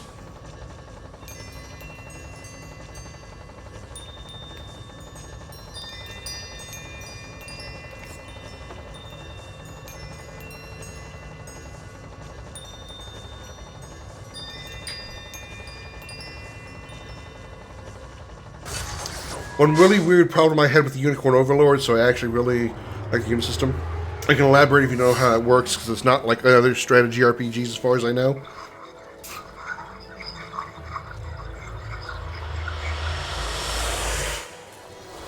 Alright, here we go. Scan it. Weak to fire, ice, water, and wind. Each is made up of 5 characters. Each unit is made up of 5 characters. So you're not talking about like a squad of 5 people. You're talking like 5 squads of people, basically. Fire and flame, frost, flame. Okay.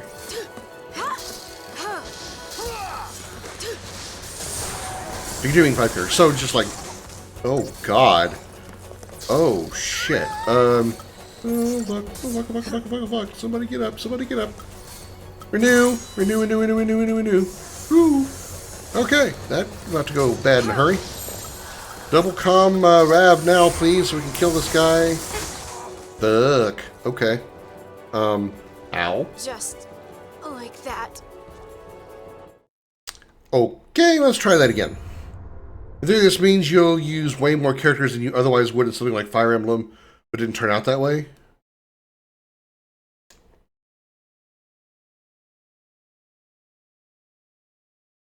Good thing I saved.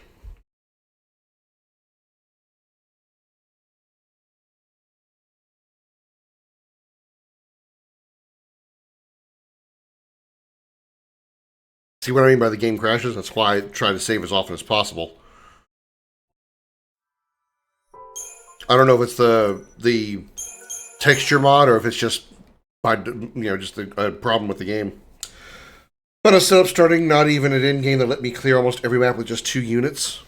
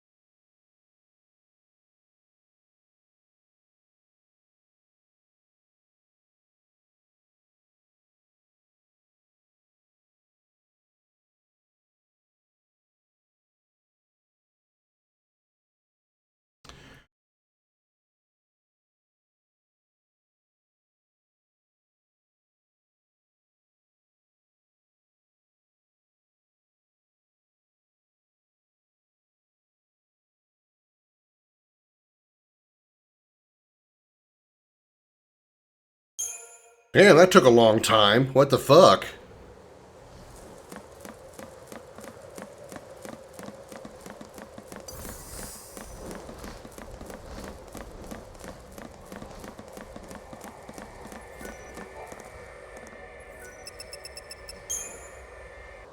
Including the final mission?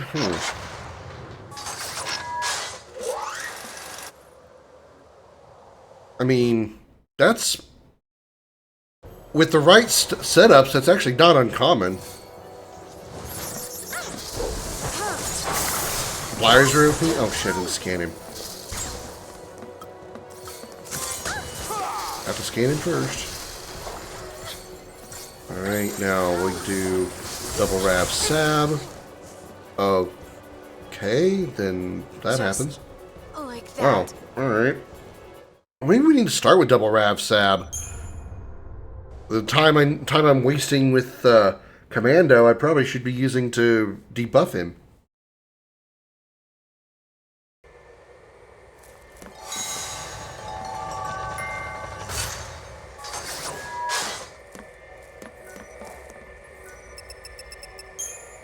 I didn't change my freaking... Okay. Got to change my paradigms. Skip. Scan.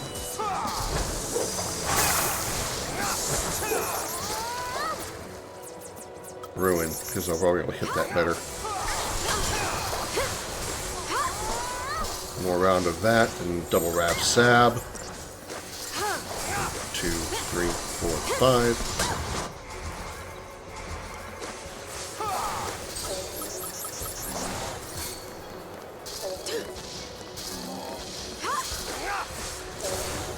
Double Comrav. He's immune to status ailments, so we don't need Saboteur at all.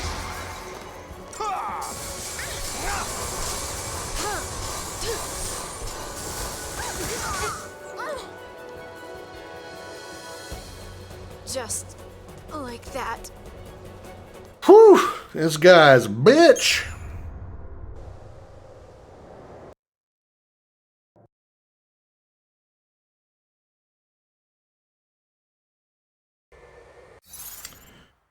Alright, paradigms.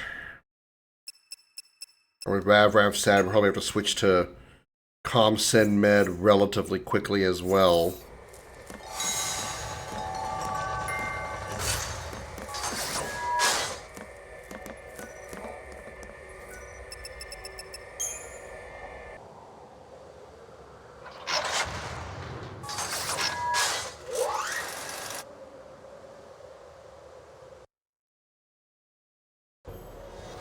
Take 3.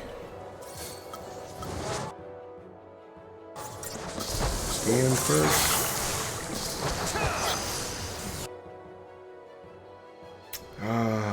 Fire, ice, water, wind. Fire, ice, water, wind. Motherfucker. How can it end like this? This dude's hitting me with D-Shell, which is making me squishy as fuck to magic spells. That's the problem.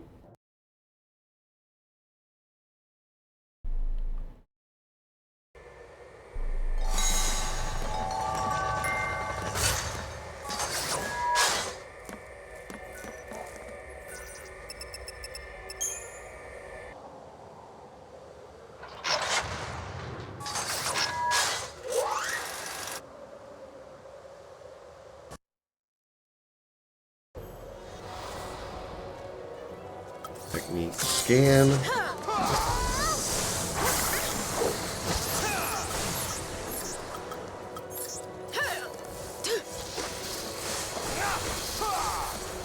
Oh yeah, I just said Rav said didn't work. Okay, so we're not, okay, we're in actually good shape right now, because we're not, deshelled.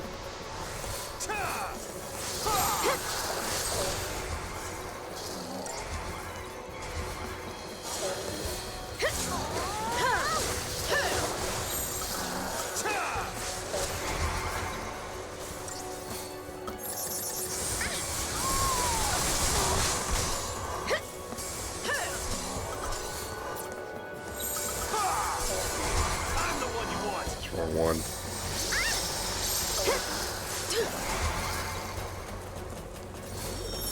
Much appreciated.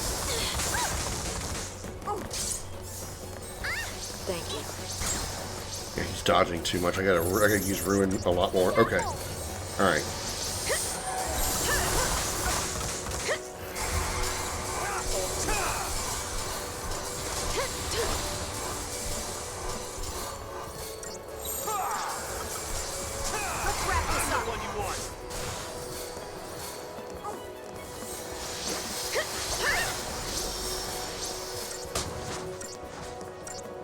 Keep the fire off me for a bit.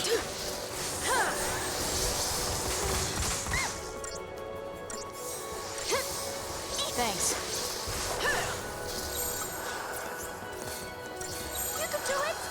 And and then triple Ravager.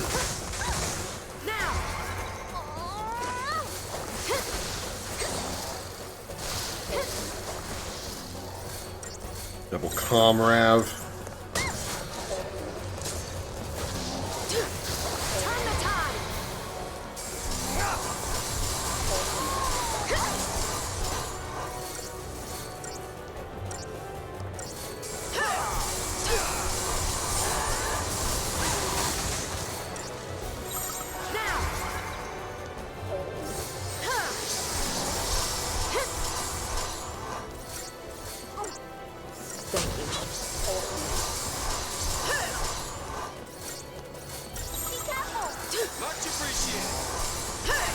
Before he changes, come on. Before his dagger runs out. Okay, not bad.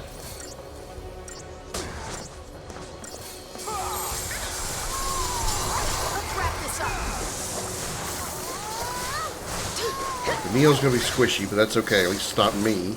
I can always pick her up easily with Phoenix Downs.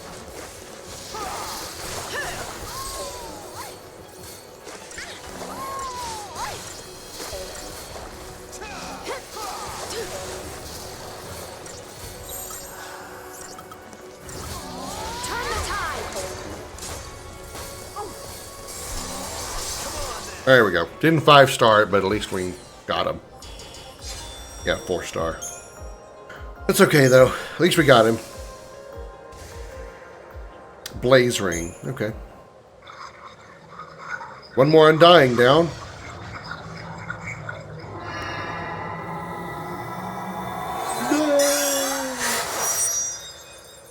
Another Heartless defeated. Oh, wait, wrong game. Alright. There we go. Save, so I'm going to do that again.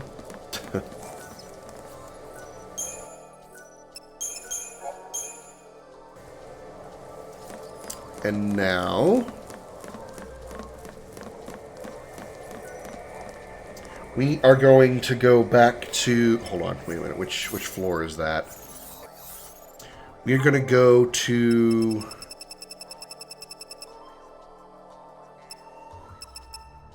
24, which is located where?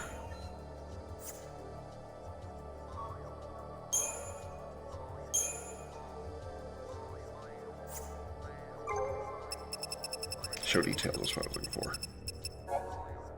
5th tier. Okay, we're going to go to the 5th tier.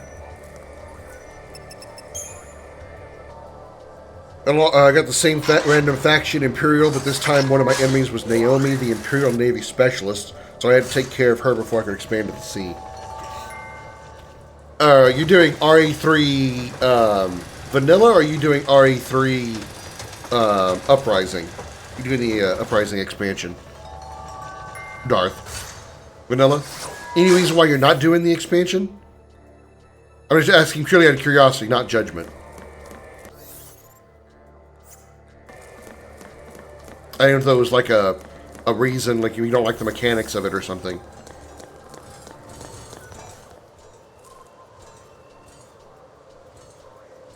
I mean, this is 26. This is not the one I want. No. Oh, it's at the other side. Of course it is. I want the other one.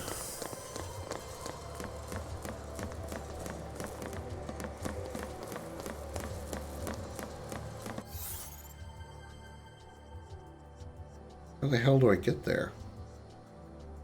Oh, I got to take the stairs. I have uprising, but not played it much yet. I intend to. I'm doing the CNC campaigns by timeline order. Which one are you on as far as that goes? The timeline order stuff, the campaign stuff. Damn it, turn the corner.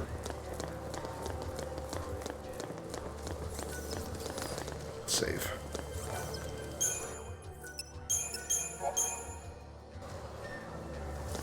Alright, one allied. Now, is it like, is the Red Alert campaign, I assume, is... Actually, no, that would be an incorrect assumption. Is the Red Alert campaign, do the Red Alert campaigns have, I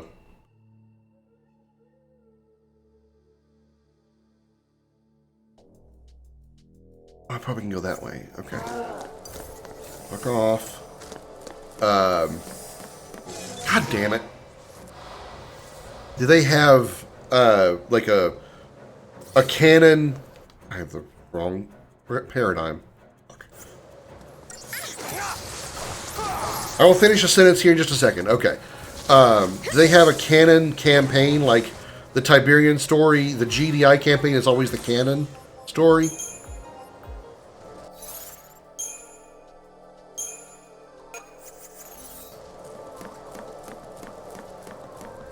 The first thought, I would assume that the canon story on the Red Alert side would be allied, but the way the Soviet ending ends with Kane, we need to make close sides, make your educated guess. Okay, so I need 5th tier.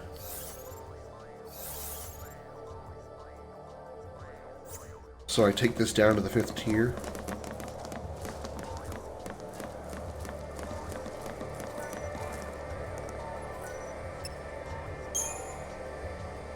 For example, RA1, the Allies is canon, but the Soviet campaign tells you stuff you can't know on Allied sides, such as the manipulations of Kane. Right, okay. So they're technically both canon because it's one consistent story, not the same story told, or it's the same story told from two different perspectives, not the, well, no, that wouldn't be right either, because in the Allied campaign,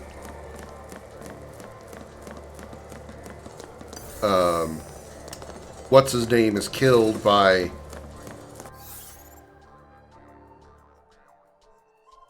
Stalin is killed by Kukov, not by Kane. The fuck.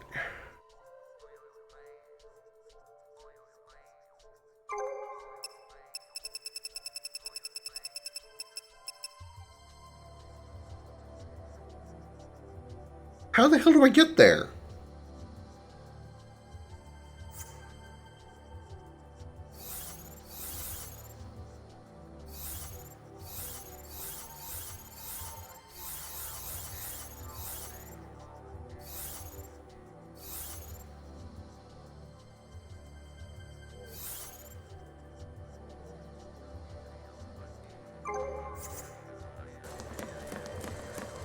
Why is this so damn hard to get to?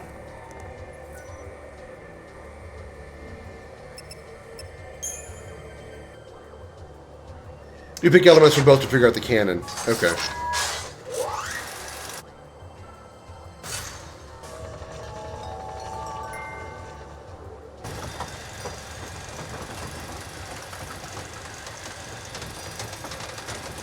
Where does this lead? This leads to the middle one. Okay, so if I take the other elevator, that should be able to take me down to the fifth tier. This one over here.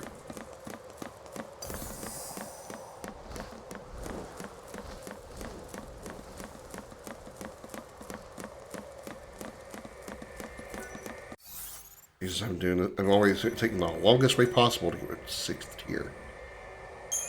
Sure. Easier example of the RE3, Allies is canon, but in the expansion you see some details. They rely on details you learn from other campaigns. So I've only played RE3 once. my memory of it is kind of, sort of not there. It's also kind of why I want to revisit them, because I'm not remembering a whole lot from my first playthrough of RA1. So I'll probably feel the same way when I play the other ones as well. Maybe not so Command & Conquer 1. I'll probably remember that a little bit better. But damn, I'm just like, each one of these campaigns, I'm discovering new stuff.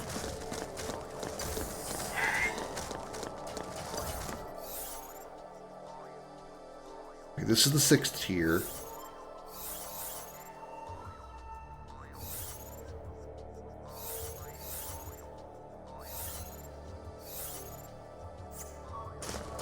Mother goddamn son of a...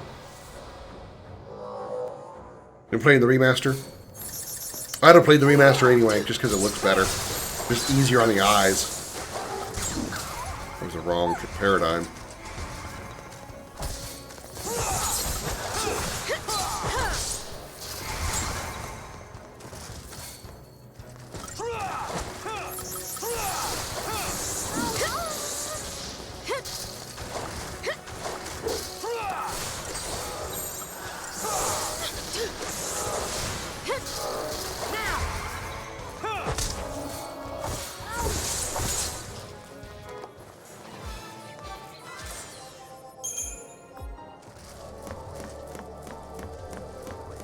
Okay, so I am currently on the 6th tier.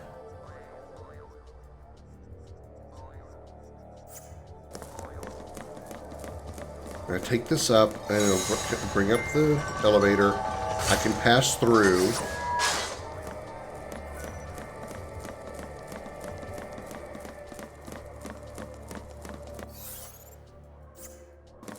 I don't need the statue in here.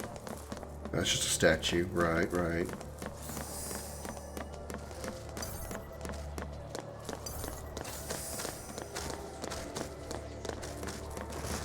I can take this down to the 5th tier. 4th. And then go up to the 5th from there. Why is this so damn hard for me to find? What the fuck?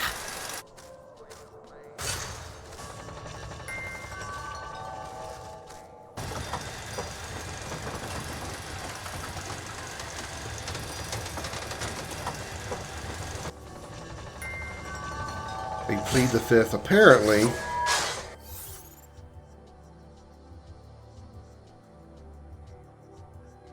This won't help. Will it? Maybe.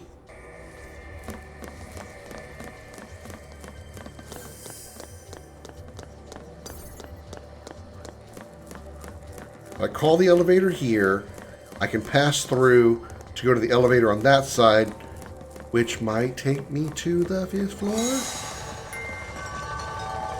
I just want to get to the 24th Seed Stone because I can grind money there. That's all I want to do. Just a little bit of money grinding. Not a lot, just a little. Very, very little.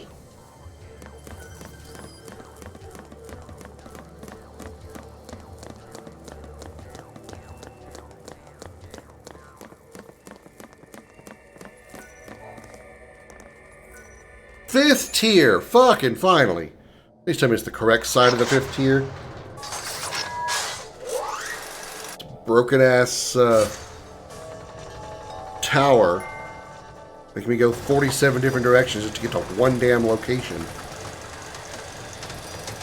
I need a GPS for a tower. For a giant circle that goes up.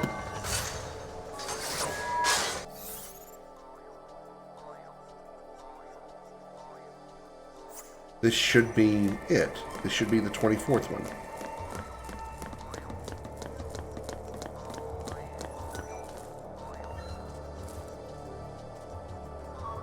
$24. Okay, thank you. Yes. Mother of everything that is worthy of a fart. My God. Luckily, it's right fucking here. I don't have to go explore the entire tower just to do this. That'd be a huge pain in the dick. You're going down.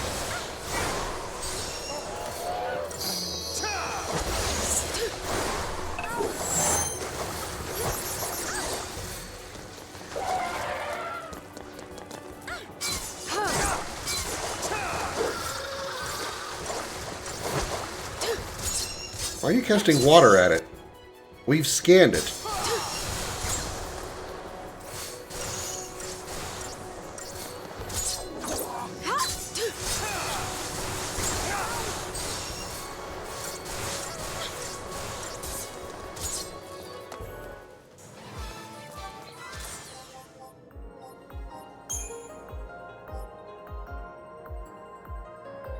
Thought I saw my lights flash. Okay, mission complete, and we get a moon blossom seed. There we go. Alright, that is what we came here for. That's what we want to grind.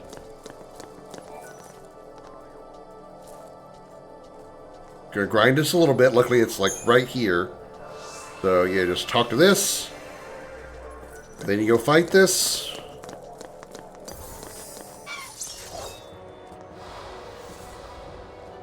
Those moon blossom seeds sell for a lot.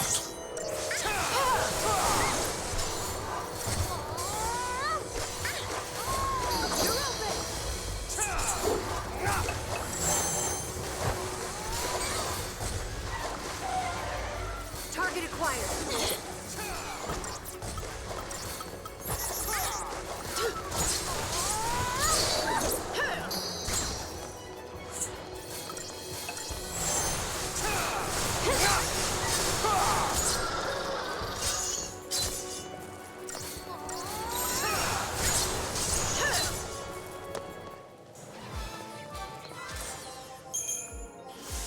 Mission complete. Moon blossom seed. Thank you.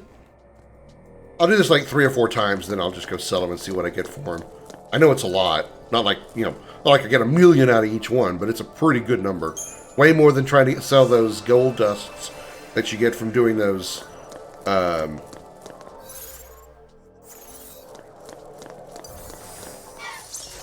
adamantulids that I was talking about before.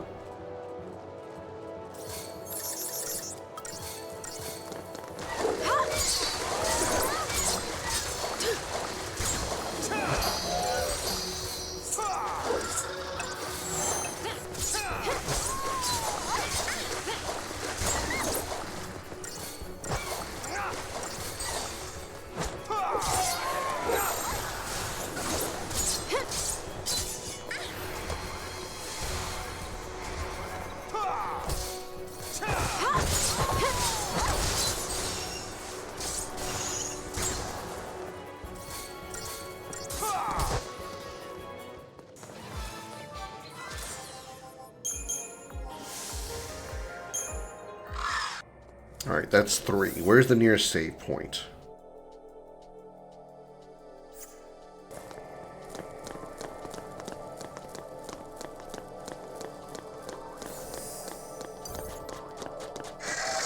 Fuck you, you missed, bitch. Talking to you won't do me any good, right? Yeah, because your job's done. I was hoping mine would get me like some kind of shortcut. Nope, it doesn't. Fine, you want to get annihilated? I'll do so.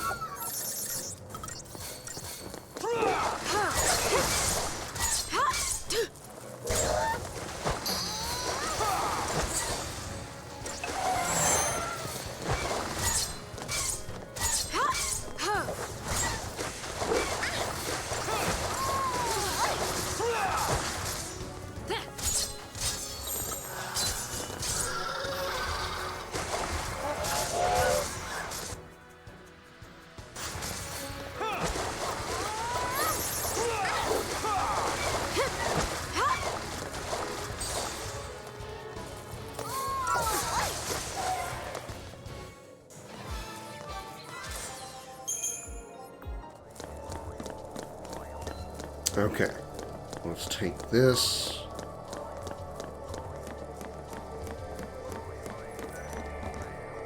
Back to the 4th tier.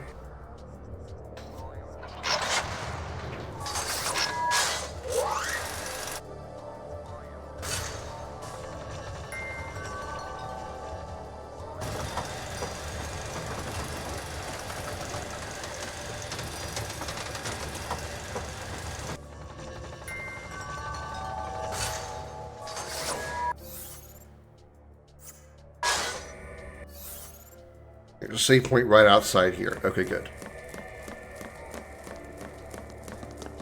We'll just shimmy over here. And mosey over here. And we'll hit the save point.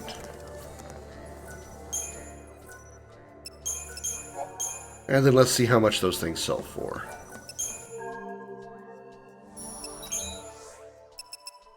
Moon Blossom Seed, 6,000 apiece. And considering you can get them so quick, they don't sell as much as Gold Dust does. I think Gold Dust sells for 15,000 apiece. So you get more out of killing the Adamantulids. But this, you get these a whole lot faster. Because you can talk to the statue, go fight the fight, get your Moon Blossom Seed, go talk to the statue again, and just keep going back and forth like a 20-foot walk between each of the Adamantulids I was doing before. It's like a minute walk between each Adamantulid, so it's a long walk. So it can be done much faster. Okay,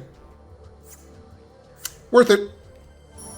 I will definitely come back here and grind some cash later. Alright.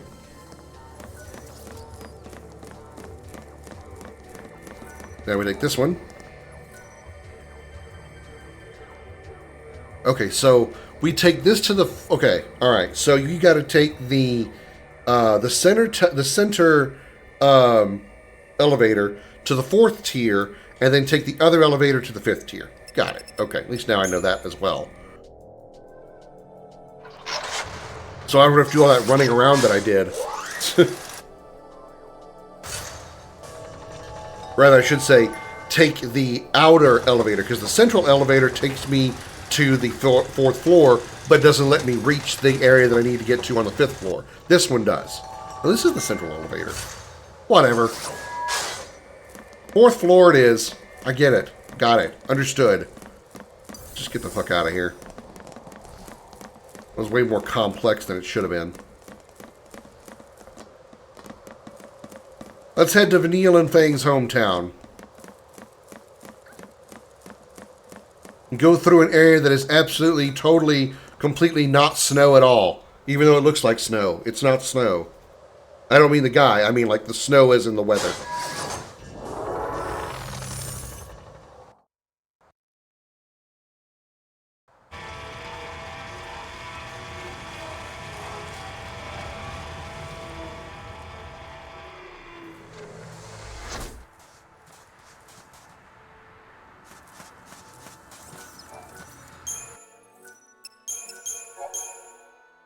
Alright.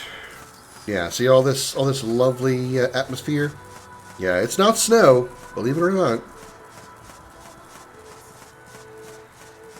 I think it might just be like crystallized powder. Maybe salt. But this is as close as we're going to get to a snowy area in this game.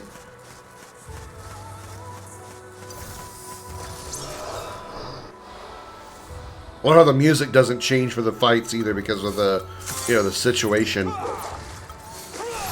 The sadness of, Vanille and Fang's hometown being basically, obliterated. Or desolated, really, is more accurate.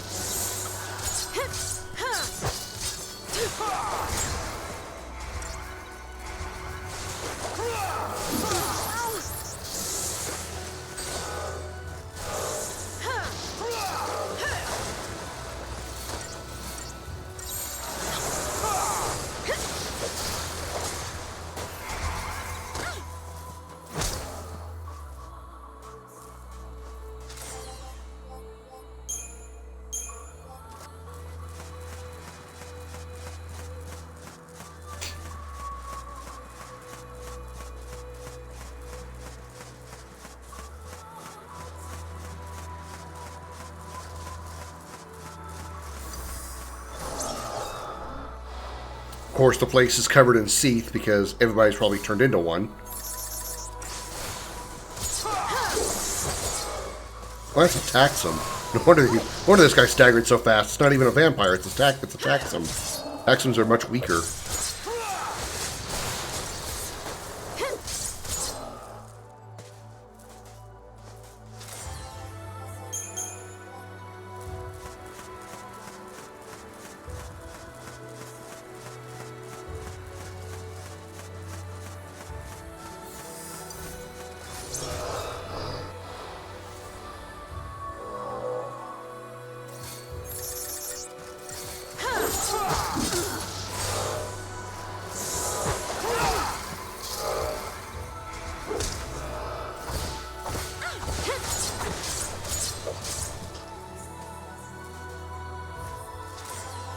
12 seconds out of a 27-second fight.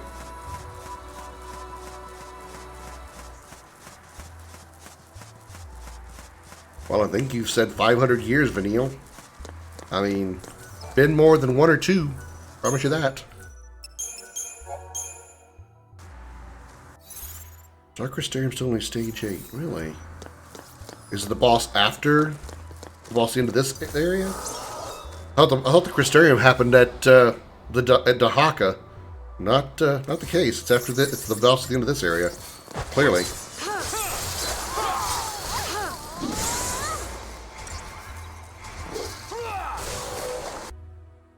Weakness doesn't matter.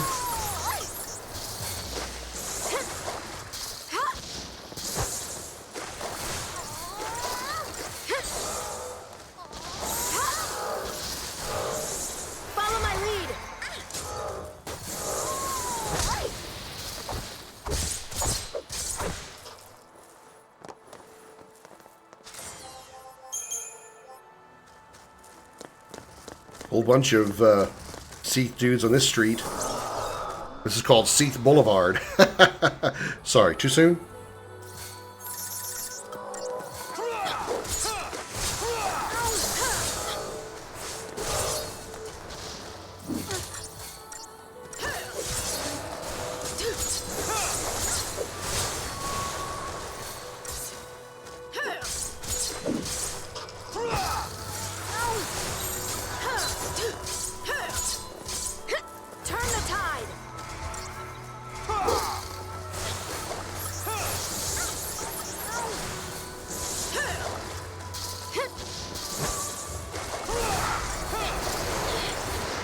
Ouch. Bastard just cast Aroga on me.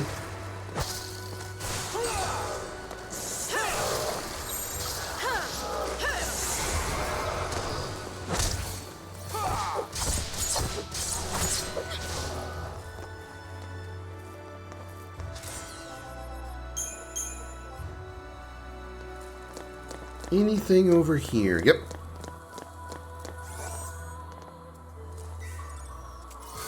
Nugget of Perovskite. That's not too bad. Another catalyst. Don't really need it, but that's actually not bad for wanting to convert speed sashes into... No, yeah, speed sash into Hermes shoes, and then you get... you max that out to become... You max that out, then use the Perovskite to become speed shoes.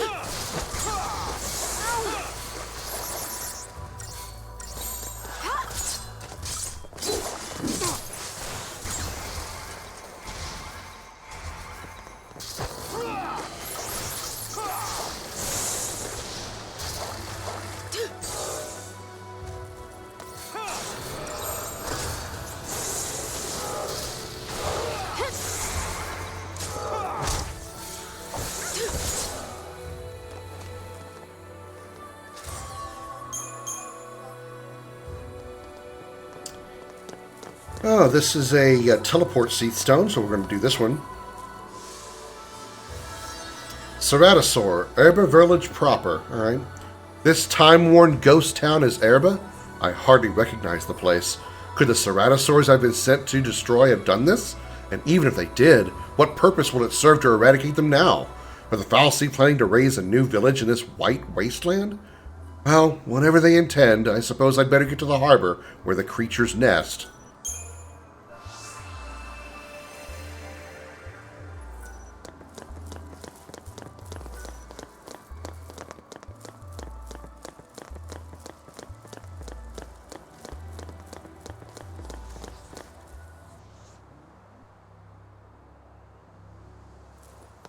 Which is your house? What do you mean, which is ours? All of them. They're all ours. Yep. Everyone in the village lived together. That sounds weird. Happy family? Sure. A lot of places to hang your hat.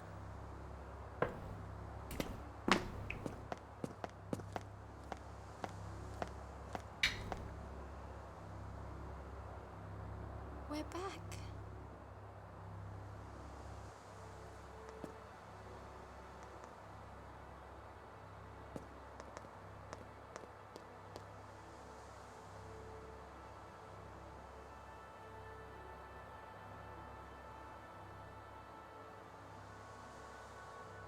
Isn't it great to be home, Vanille?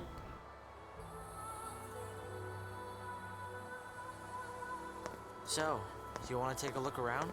We'd better. Gotta find something to help us lose these brands. That's not the only reason we're here. You're finally home. Make the most of it. Yes, I'm sure that's what they want to do. Let's go visit all the houses where all the people that used to live have probably died, or probably are dead. A battered and forgotten sign stands beside the road, another silent victim to the passage of time.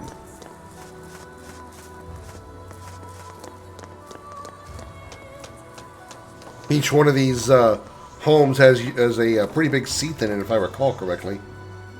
Yeah, there he is, right there.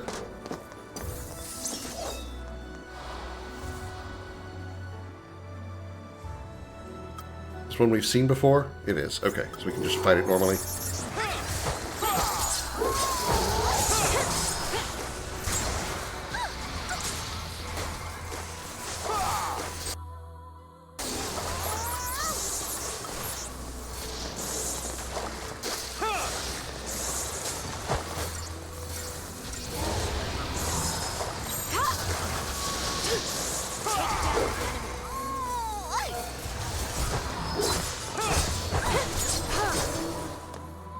There we go. 28 seconds. Not even a back attack either. I'm strong. Grains of crystal sand choke the inner workings of this machine. Whatever purpose it once served is served no longer. See, this is the kind of thing the rest of the game needed. How you have it in... Now, granted, there's still a downside of, like, you know, still no NPCs to interact with, right? Because, you know, you go to Palampolum, which is a huge city, but all you do is go hiding around places, so you don't get to talk to any NPCs.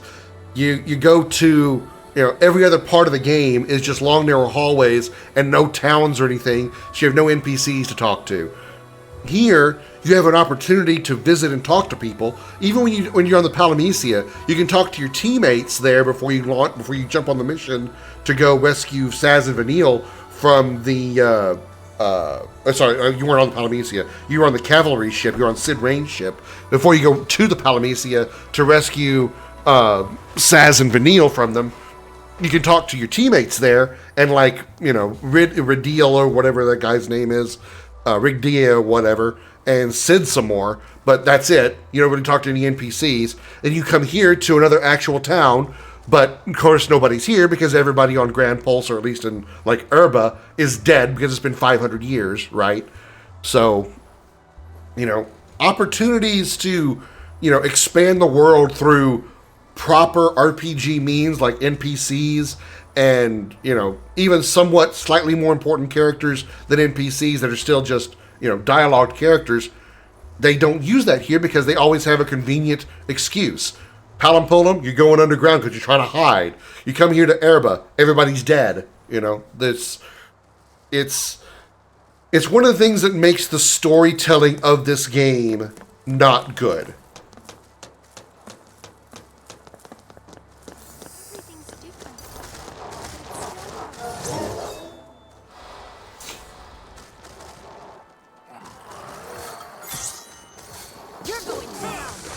It is one of the reasons why I feel that Final Fantasy XIII, to most people, and, you know, the majority of, even myself, 13 is certainly one of the weakest storyline-based games because they really didn't do much with it. The story is just shoved in a data log, and what few cutscenes you get are disconnected from each other. And the times and locations where you could have decent RPG type storytelling, it's not here. It's not there for convenient reasons or inconvenient reasons, depending on how you want to look at it.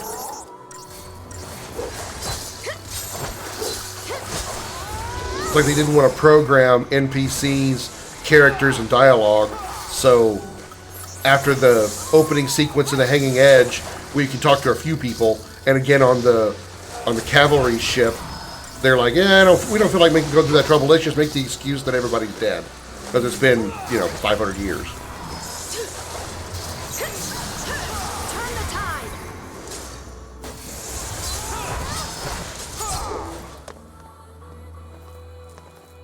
It makes with those types of things make a world feel like it is empty. Like the only people that are in the world of the game that you're playing is just the main characters. That's what it does. Even when there's like quote unquote valid reasons, like I aforementioned, you know, everybody's dead because it's been so long, that still makes the world feel like nobody else exists in it other than you. While not in itself the most luxurious of beds, the sounds of fellow sleepers no doubt afforded some comfort to its occupants. Yeah, unless they were loud snorers.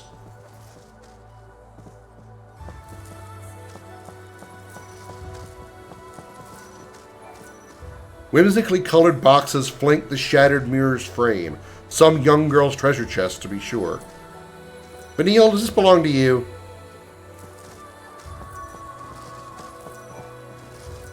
A pot of this size could feed a great many mouths, and it would have been used regularly for communal cooking.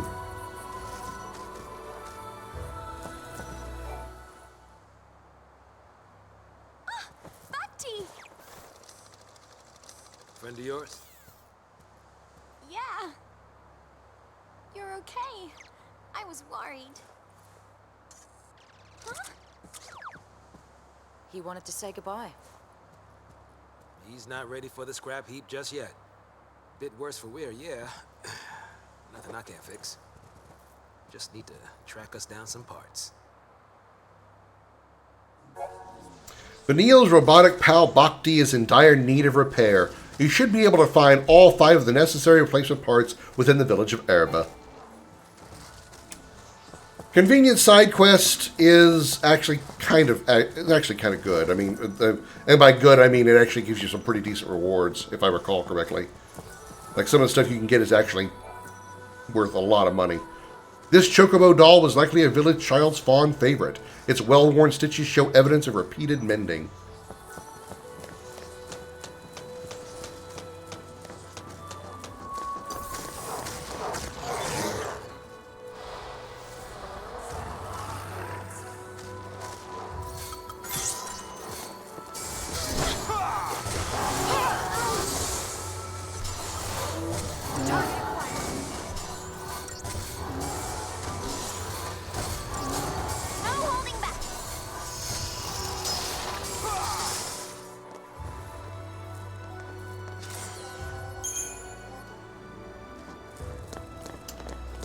This is one of them.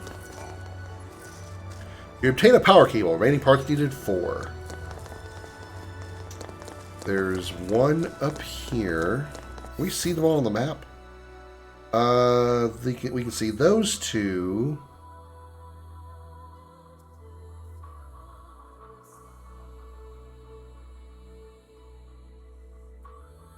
I wonder if one's on another part of the map that we can't see yet. Maybe we haven't uncovered yet.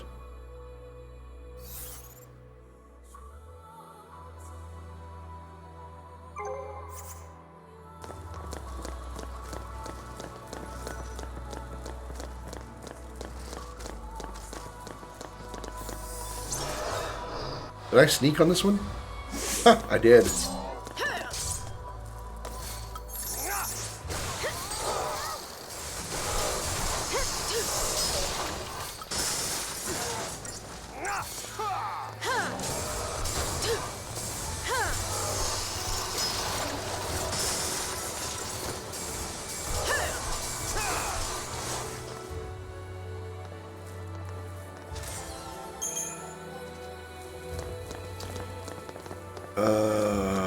Okay.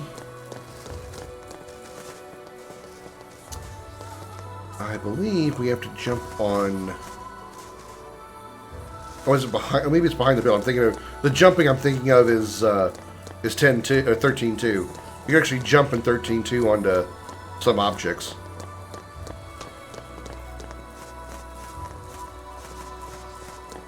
Is it in the building?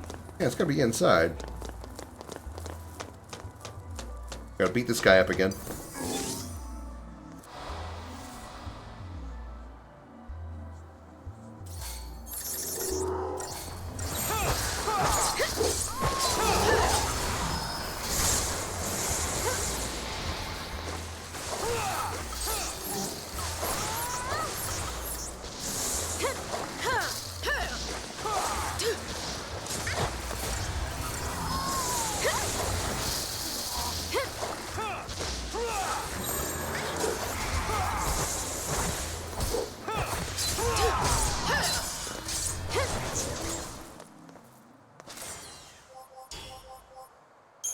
Nice. Alright. You obtain a battery pack. Remaining parts needed 3. Alright. Need 3 parts, but I only see 2. Or I actually only see 1 left now. Probably, yeah, let's go explore some more.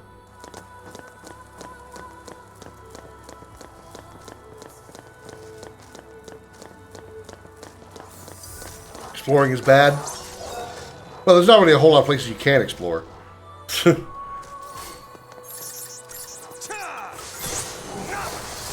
I mean, to an extent, there's more, well, I would certainly say there's more exploration possible in 10 than 13. Even though, like, 13 has a larger version of the Calm Lands, a much larger version.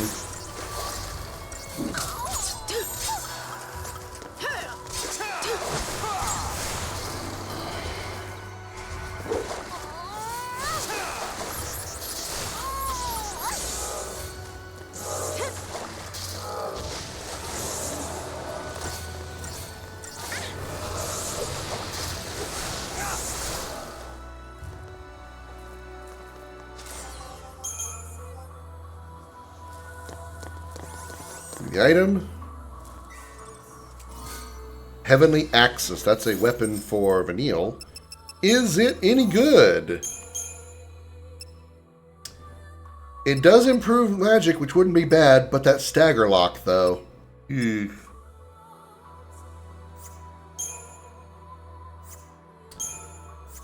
She would lose the improved cure, which isn't really that big of a deal much anymore.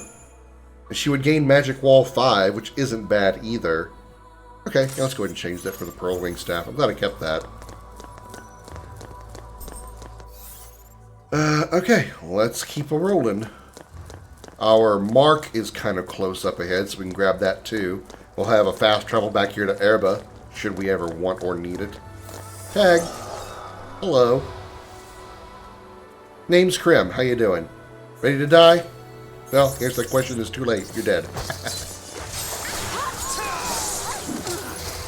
Wow, you slap lightning.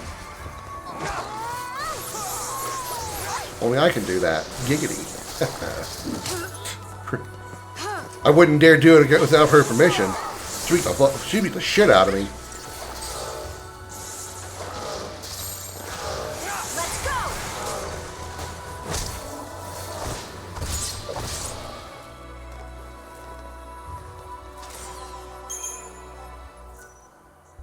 You obtain a Trochioid gear. Oh, okay, so the, that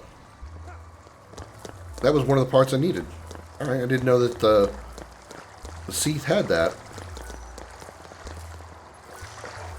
Despite the strong sunlight and relative warmth of the air, this bleak landscape still evokes an unsettling chill.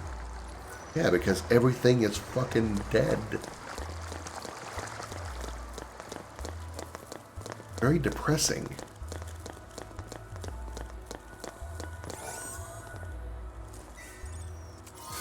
Libroscope, nice.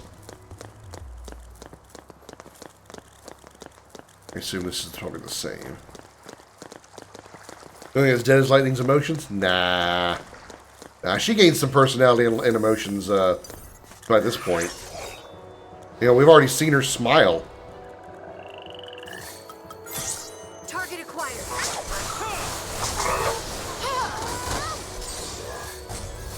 You're open.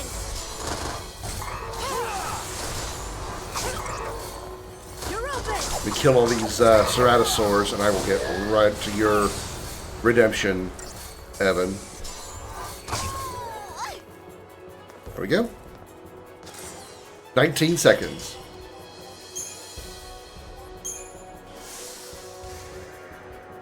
We got a giant's glove.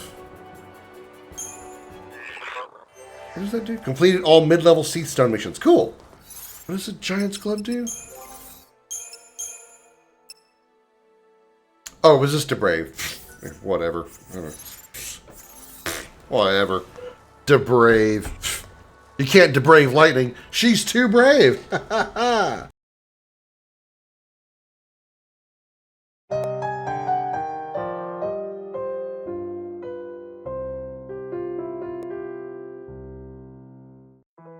Welcome to Video Gaming 101. I'm Professor Willie Long Woodcock. Lesson number 1. Every game must start, and to do that, you must press the start button. While this button may vary across games, there is always a start button.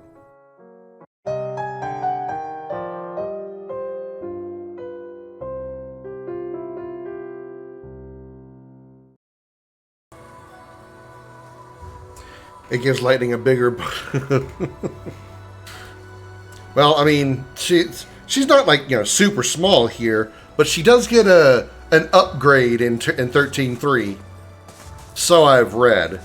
Not massive, but she does get an upgrade in that area. She still has no ass, though.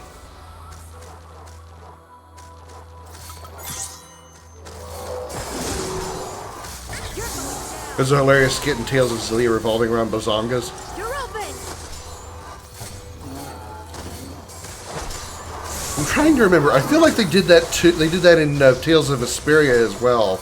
Like there was a conversation between Estelle, the Chicken Red, and the elf girl that joins the party later, or at least about them. I think it was like between the two of them or something.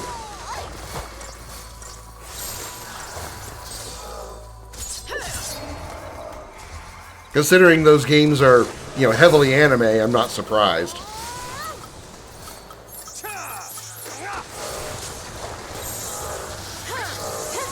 The running gag of the party picking on the main character because of his naivete, which includes, you know, despite being a med student about to graduate.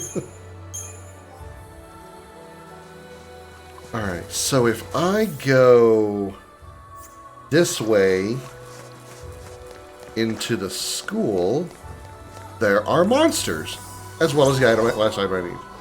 Implied top of his class, too. Let's just hope he's not going in for, you know... Let's hope he's not going in for anatomy class.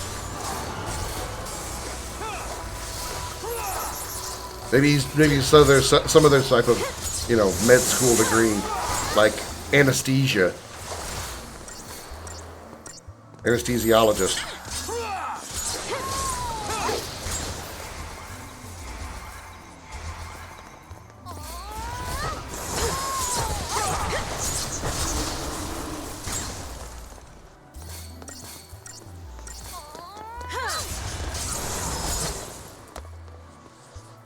It's the largest. Yeah, they're like running gags. Yeah.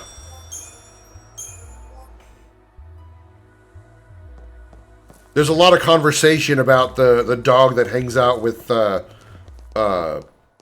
Yuri in Vesperia. Rapide, the puppy. I love that dog. It's such a great dog. Here it is. Reinforced leather bindings allowed picture books and children's primers like these to withstand the attentions of their audience. As well as 500 years of lack of maintenance. You obtain aspheric lens, remaining parts needed 1. There's one of Vesperia where Patty shouting, "My thoughts are full of Yuri." I don't remember that one.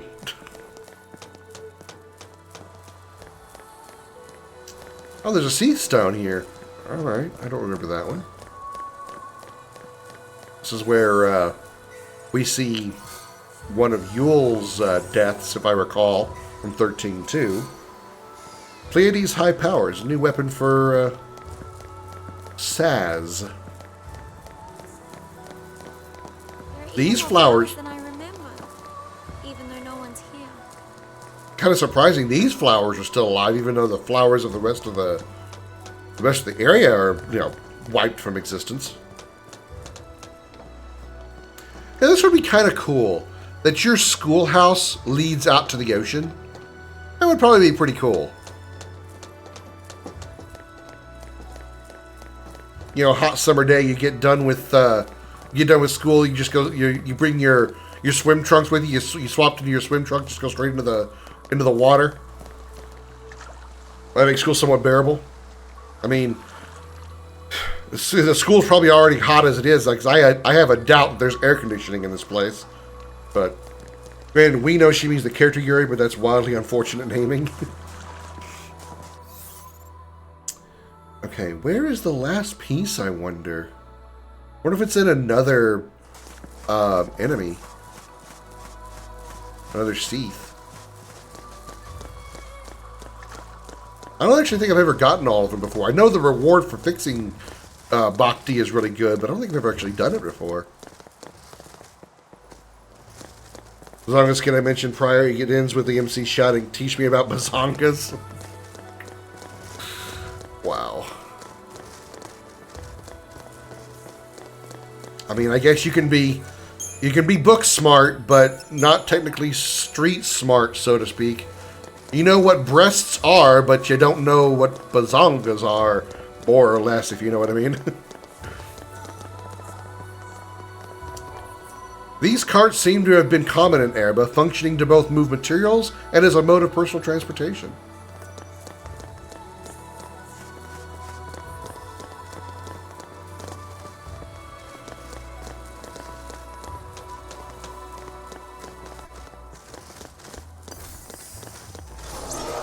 Excuse me, Seath, any of you guys here have Bhakti parts? I need Bhakti parts.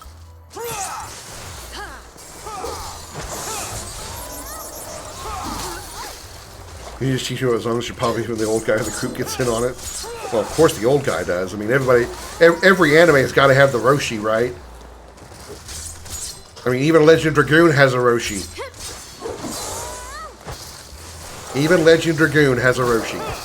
His name is Hashel. Not creepy at all, super chill. Fair. Because there's a difference.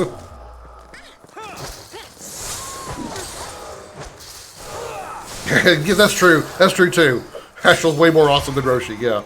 Roshi can just like become super muscly. Hashel can turn into a fucking Dragoon. Which, in my opinion, is way cooler.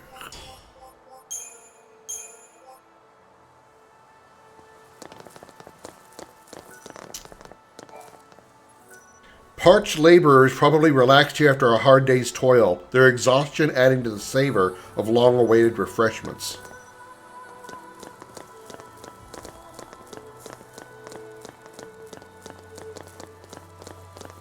You know, I can be I can be a naughty guy, but I'm not a perv like Roshi. Roshi is like mega super perv.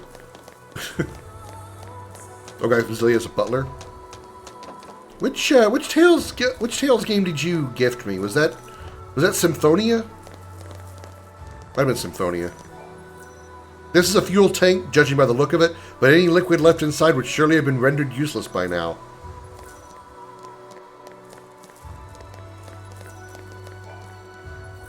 Years of rust have tightly cemented the doors of these shipping containers. If they hold cargo, they do so with an unyielding grip. Put an unyielding grip on these nuts. There's a spot up ahead that may be what we need. Ah, here it is. Boosh. Obtain a metal plate. You now have all the parts necessary to repair Vanille's robotic pal, Bhakti. And so, we will go back and do that. Also, go grab this. Symphonia is the FF7 of the Tales series? Okay. Like the most popular, you mean? Long ago, this train car carried passengers on their travels, corroded and deserted, and now waits to be carried off in turn. How philosophical. And first 3D one? Ah, okay.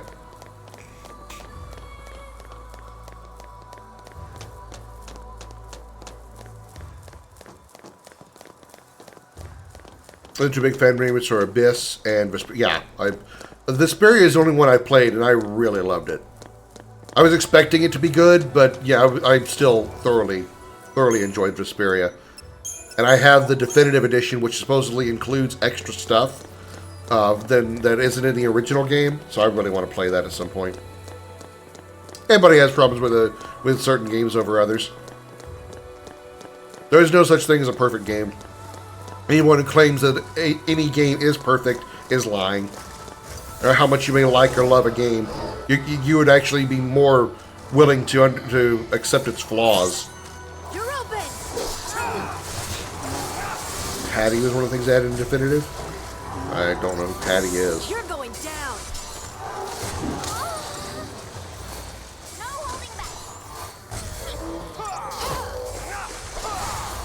I don't remember that character by that name. Little kid pirate girl.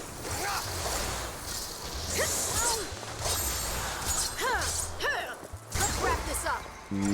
Nope, that name doesn't ring a bell. Well, that description doesn't ring a bell.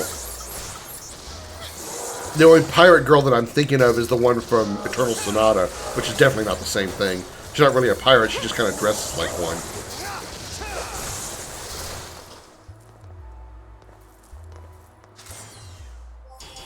I think the guy that like works with or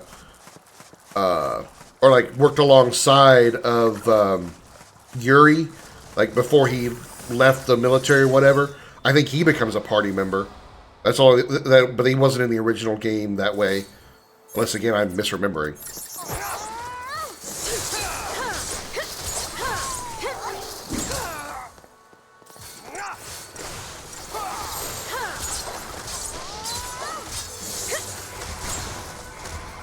Yeah, Flynn, that was his name.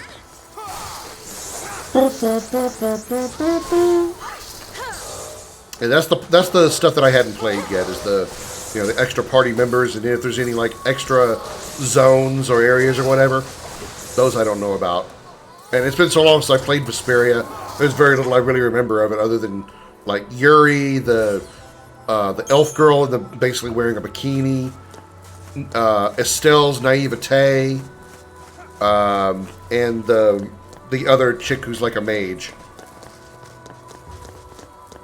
The one that steals that takes the Blastia from the first town. Or at least accused of it, I mean. Yeah, he's not a... He's one of those... What do you call him? You call him anti-heroes? No, I guess you wouldn't really call him anti-hero. But he's not like... super... He's not super Paragon, to put a Mass Effect reference to it. He's got his bad side. He's kind of like Joel from The Last of Us. He's the hero character of the game, but he's not an actual, like, hero. Funny enough, to make that comparison, both Yuri and Joel from Last of Us are voiced by the same person, Troy Baker. Funny I make that connection, huh? He's like Joel, but actually likable. I mean, you know.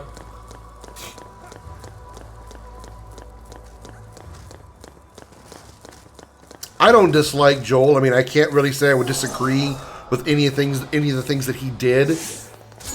I would have been...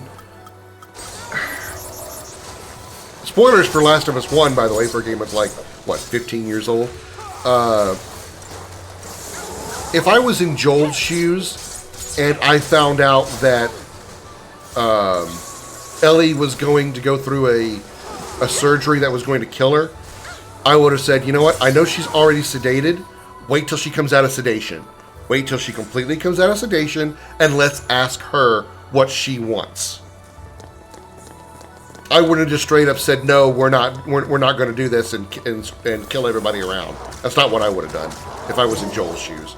I understand why he did that, because he kind of wanted his own redemption from what happened to his daughter, in a way. Even though what happened to his daughter is not his fault. But that would have been the choice I would have made. I would have said, I don't, at least to the best of my ability, I would have gone with that theory. I would have tell them, wait for Ellie to come out of his sedation, and we'll ask her. Now, if they were going to force her to do it anyway, I would have stepped into that point and tried to start killing people, but that's just my opinion. I would let her die, fuck my healing needs of literal humanity over myself. I mean, it kind of, I still think it would have been up to Ellie. And I'm pretty sure, I mean, we already know by the events of Last of Us 2 that it, thank you, camera, if she had been given that option, she would have gladly given her life, because that was why she was so pissed. That one, she didn't get the option to do it, and two, she was willing to do so. We had that whole conversation. They talk about that in Last of Us 2. So obviously she would have done the good thing and sacrificed herself, but she should have been given that chance. So that's what I disagree with regarding Joel. Now again, like I said, if the Fireflies were going to force that on her anyway, they weren't going to wait for her to come out of sedation and ask her again, then yeah, I would have gone apeshit and gone to kill everybody. She deserved the right to make that choice, not have it done for her, either be forced to do it or be forced not to do it by Joel. That's my opinion. Plus, if that happened, we wouldn't have gotten the abomination ending of TLO2. Well, virtually the whole of TLO2 is an abomination, in my opinion. And I've talked at length about why.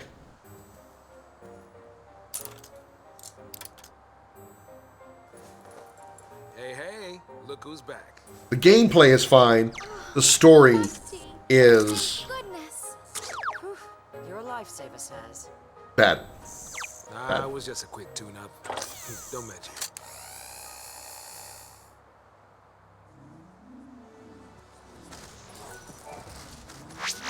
Congratulations, you are a true Pulsian pioneer, but somewhere out there, long-forgotten equipment still waits to be found. Bhakti's bonus bite number 7. Some Seath stones on the Arclight step take time to activate.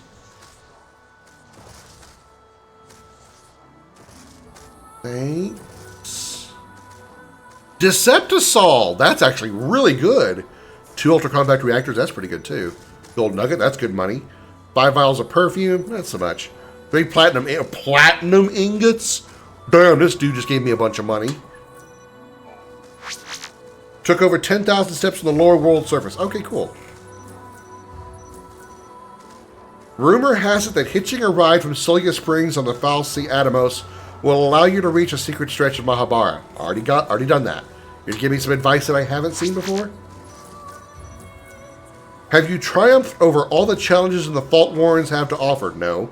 At me attempting the trial after doing so might draw the attention of a certain Seath. Okay, I know what they're talking about. Let me see what we got any other good ones. The towering Adamantus is the undisputed king of the steppe.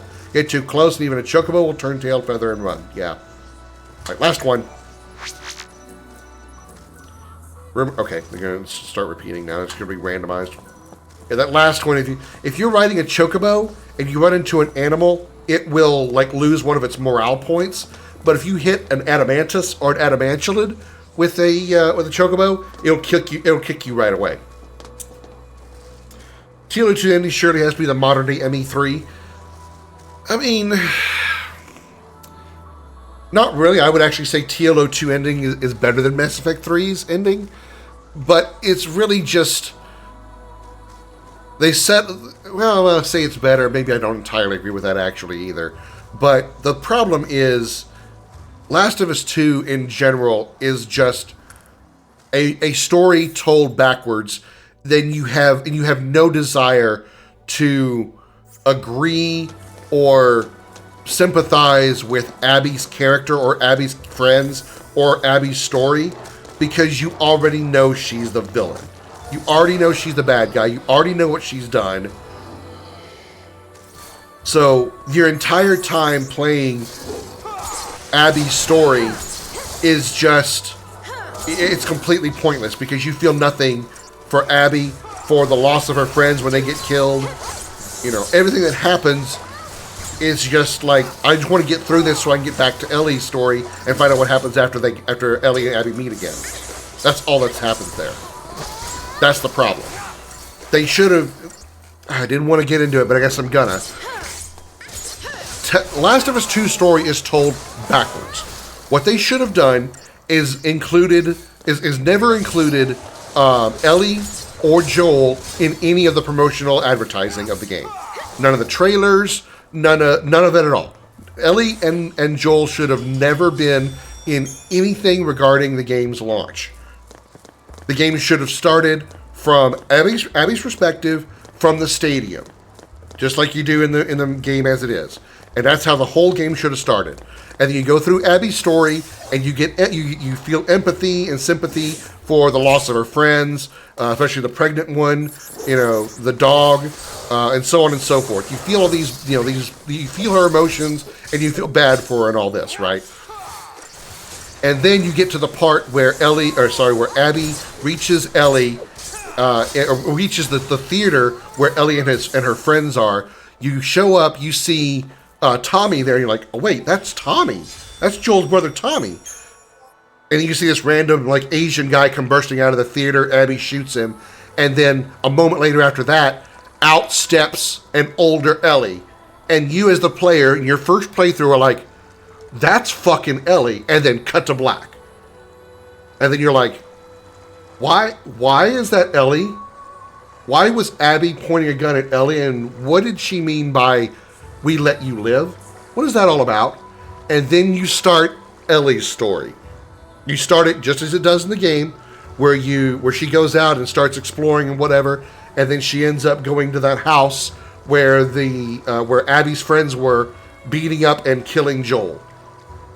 And you're like, oh my god, all this time I've been sympathizing and feeling bad for this Abby girl and everything she's going through, and she's been the villain the whole time. She killed Joel. She murdered Joel in a very brutal way. Oh my god, I've been the bad guy this whole time. That would have been a much better plot. A hugely better plot. Especially with all the surprises. But because you play Ellie's first, and Justified, yeah. And then you play Ellie's story, or you play Ellie's story first, you get to the same part in the theater where where Ellie steps out and there's Abby, and then you cut to Abby's story. And all I wanted to do the entire time was to get through Abby's story as fast as possible so I could get back to Ellie's story. Did I say Ellie twice? To get through Abby's story as quick as possible so I could get back to Ellie's story and find out what happened. I felt nothing for Abby. I felt no sympathy or sadness for the character, her friends dying. I was grossed out by the sex scene with Abby and Owen. Ugh. It was nudity, but it wasn't even attractive nudity. It was gross. And God knows what they smelled like. None of it felt had any emotional impact. I just wanted to rush through it and get past it so we could get back to Ellie's story, because I felt nothing for Abby, except anger and fury for killing off Joel.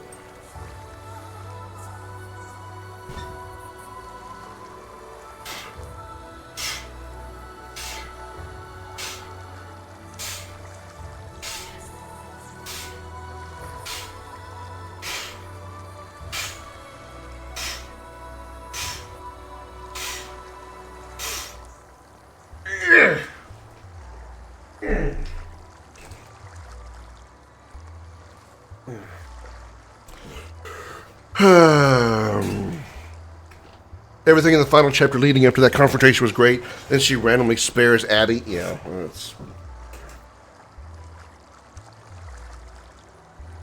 Then they also broke the number one rule of revenge stories: never invalidate your revenge plot. It's just a trope of that story type. You're expecting revenge to be exacted.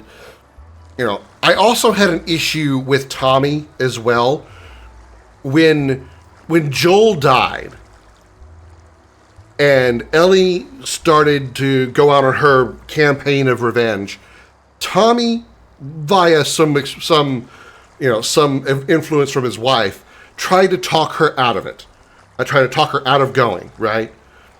And then after Tommy gets like a bullet through the side of his head, loses an eye, and loses the ability to walk properly, suddenly he essentially guilts Ellie into leaving Dinah to go on a revenge quest since he can't do it. That was just like, what the how selfish of a prick are you, Tommy?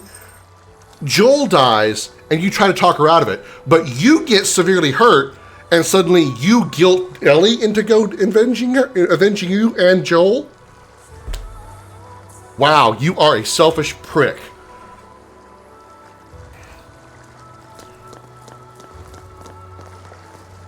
And he's like, that can't work if it doesn't come out of fucking nowhere, or what is that? At least spelling Abby comes out of, yeah.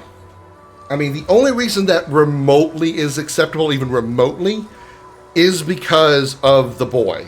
The girl boy, the Abby's friend in the boat, right?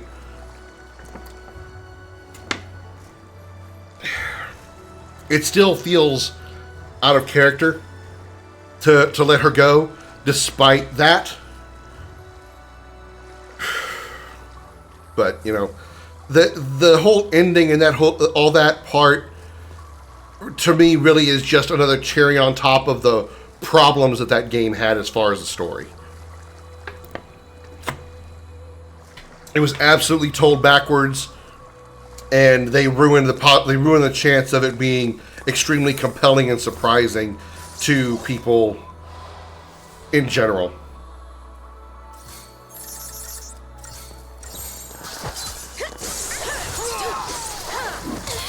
Ow! Damn, still got slapped.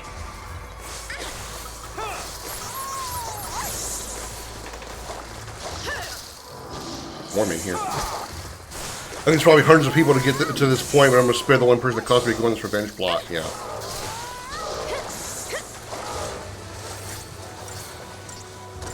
I mean, I guess the only other reason that... she went on this revenge plot, again, was because Tommy sort of guilted her into it. Which, if he hadn't done that, Ellie may not have ever done it herself. Tommy going there to guilt her was probably just the proverbial straw on the camel's back that caused her to go ahead and go through with it. Whereas the rest of the time she was just, you know, mostly satisfied with having her quote-unquote family with Dinah and the adopted son. I think it was a boy. Whatever. Doesn't matter. The child.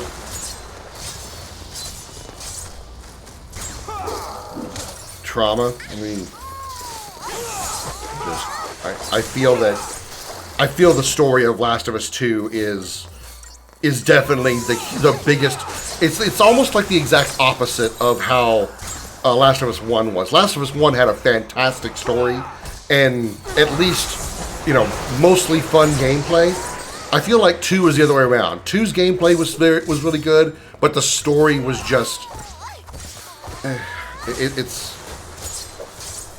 told poorly. Told poorly, told backwards. They absolutely fucked up that. They fucked up every chance they had to make that story good. They dropped the ball so hard they might as well drop a bowling ball in their toe.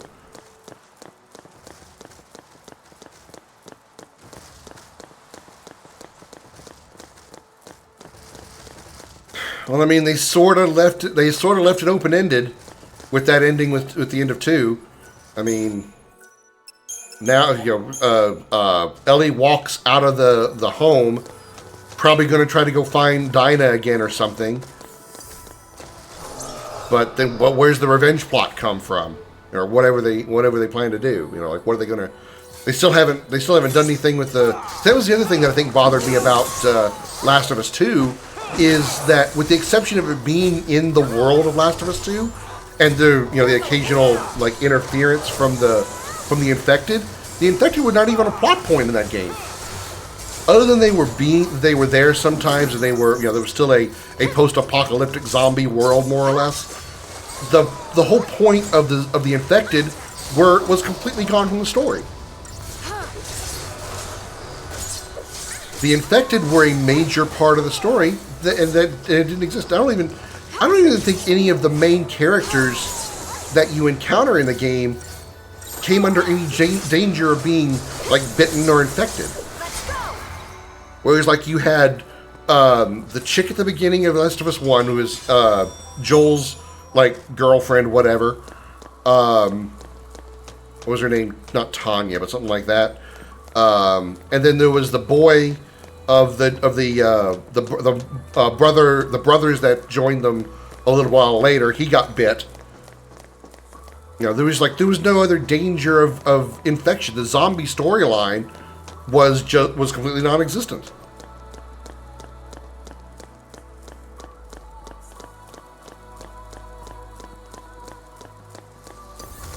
Yeah, I find it, it's an extreme circumstance, even in my opinion, to believe that Abby's dad is literally the only one in all of the planet who had the medical knowledge needed to use Ellie's blood or whatever they were going to use from her to cure the infection, to cure the cordyceps. I'm sorry. They're even in a post-apocalyptic world where medicine is probably not a huge priority. I still can't believe Abby's dad is the only one that has the medical knowledge to save the planet using Ellie's blood. Like, really? I'm sorry. I just can't. That's a level of suspension of disbelief I just can't reach.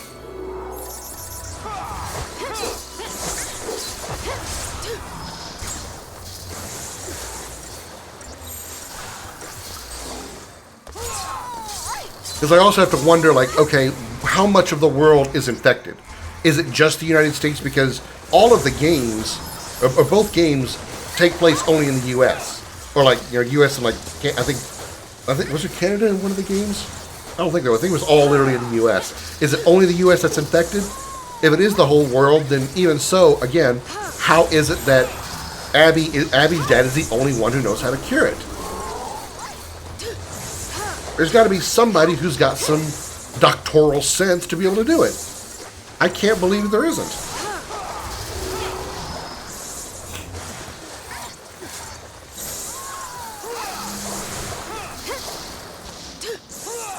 Well, this went weirdly.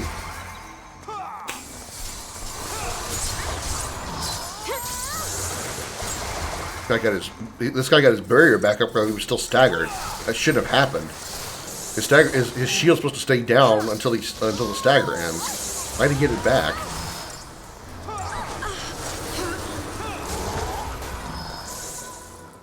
He's gonna screw with my 5-star. Never mind, no it isn't. Personally, the only story I've really worked on, I've had an explanation. For instance, why my MC is the one that takes down the big bad and not anyone else. I mean, sometimes the proverbial chosen one is not necessarily one of, like, you know, chosen as in, you know, chosen by a god or something. It's just the fact that he or she is literally the only one capable of doing it. Chosen one being just a cliche term, but just happens to be the one who is literally capable of being the one that can do it. What? This box appears to have controlled a railroad switch. Thoroughly rusted, it would likely break if forced. Like my spirit. There's two others I might be able to, but one of them is a complete pacifist. The other one is cursed to feel eternal pain. Eesh.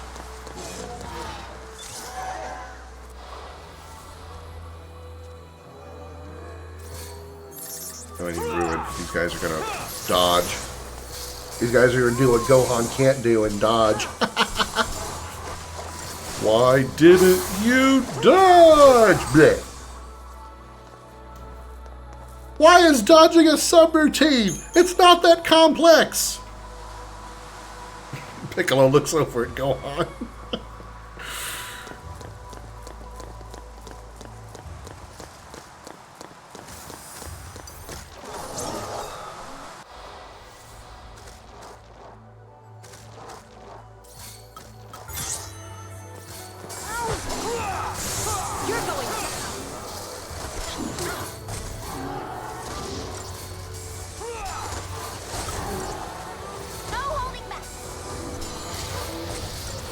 You see in a case like Joel Urich saying maybe the MC hells, but he takes the heroic path, but he spills more blood than the antagonists. Yeah. Volume 3 of the Crimson Chronicles definitely is that way as well. There's a lot of blood in his past. It isn't until, like, much later does he actually care about literally trying to save the planet. Still a selfish reason that he decides to do so, but it's still... he still does change his mind and become more empathetic to the world.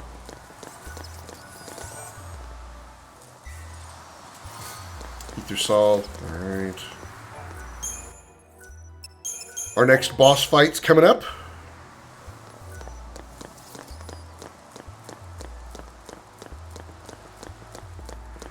Motivation literally is revenge. Cutscene of boss time. Ragnarok. You can tell because it's 30 FPS. Actually, not even good at 30 FPS. O pulse the sea. Embrace thy fate. Thine home to burn. That fallen souls might bear our plea to hasten the divine's return. O piteous wanderer, Ragnarok, make of this day a brave epoch. Deliver the divine, Ragnarok. What? Sarah, how did you...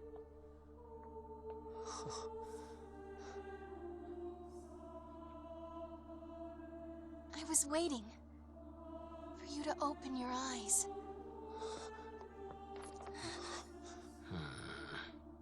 Saz is like, All the time I was asleep, I knew what was happening. I kept trying to think up a way to save Cocoon. Together. Sarah?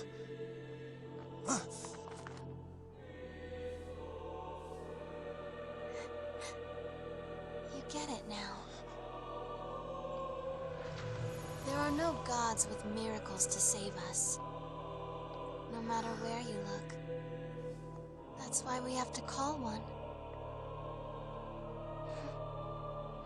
Destroy Orphan. We'll save the world. Stop it! You can't do that. You love me too much. You do, don't you, Claire? Enough already. by the way, Claire's your real name. Listen up. We are all shooting for the same goal here. And the result of that is this. Way to go, Snow. You were hugging an old man. And that's Snow bouncing off barrier number 2. You betray your foul seed to chase after dreams and shadows. The world you claim to wish to protect now faces the end of days. You think Bartandalus is a dirty old man? While he was transformed into Sarah, he started looking at things. And he's like transformed into Sarah and goes, those are nice. For centuries now, Cocoon has provided generously for its human inhabitants every want and need. Coddled them, one might even say. The result being their deep-seated fear and hatred of change and all things alien. Fed, nurtured, and ready to detonate at the slightest spark. The seeds of destruction take root, even now. What did you do to Cocoon? I resigned, appointing Reigns as Primarch in my stead. Reigns? He's alive? The puppet is restrung to serve my needs, yes. Its eyes had long since turned to glass. Of course, the cavalry's eyes will see our friend as nothing more than a traitor to their cause. They'll say the Fal'Cie got to him too, or some such drivel. And imagine, when I spread word that it's Orphan tugging at his strings, what happens next? What? You're gonna use the cavalry to take the thing out? Perhaps. Or perhaps I'll feign the howling of Pulsian wolves and let the fear-addled sheep slaughter themselves first. Either way, the end is at hand. But what of yourselves? Will you enjoy the festivities beside me? Or perhaps... Reach the end here, in the land where it all began. Love that transition into the boss fight. Love that transition. And the music. Bartandalus boss music, some of the best in the game, man. Alright. Scan this bitch. Unlike his first form, he's only got one target this time. He doesn't have a bunch that we have to worry about. He's got only 3.3 million HP. I've already fought enemies from the Seath Stones that had more HP than this dude. Alright. Let's get him.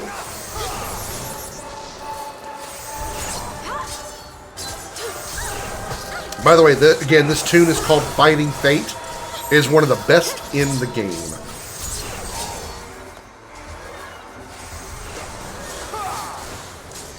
see, his elements won't matter. I did forget boss time, as well as something else, so let me do this first. Totally ruining the moment, I know.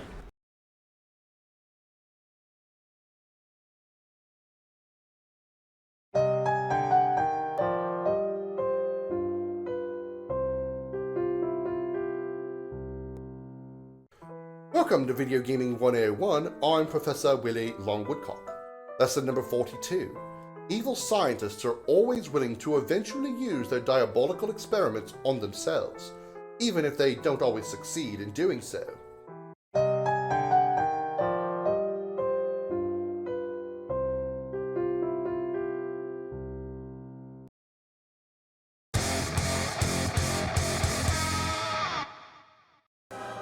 It's boss time! Against Bartandalus, which we've already staggered.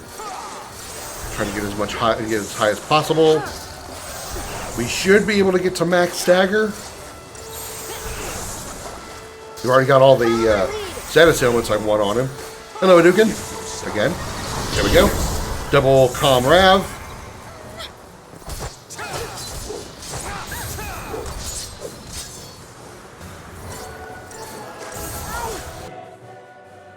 Yeah, you just put on a shield face.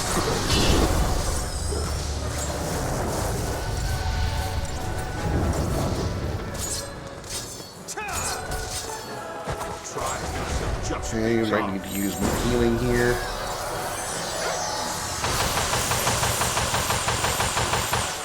Okay, that wasn't that bad.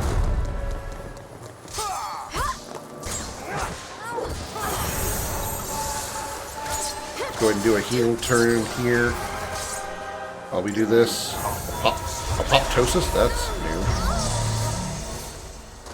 new. Oh, he just cleared his status ailments. Well, that's unfortunate.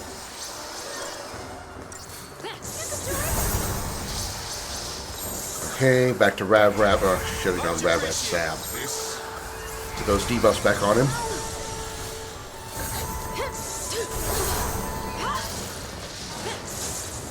Let's go ahead and renew here. Shit, I'm in pain. Pain, so I can't attack.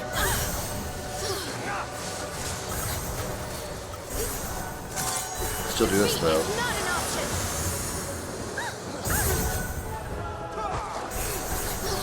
Damn it. Don't have potion. Fucking status ailments, man.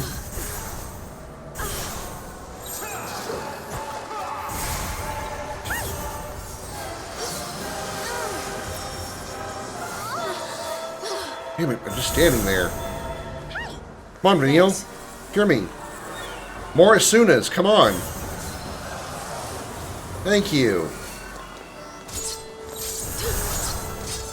Thank you.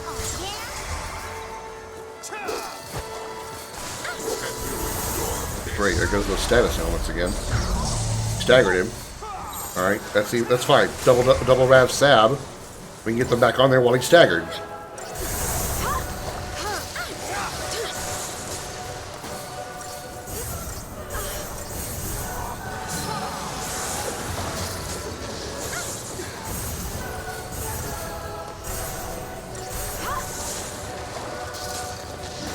Triple Ravager.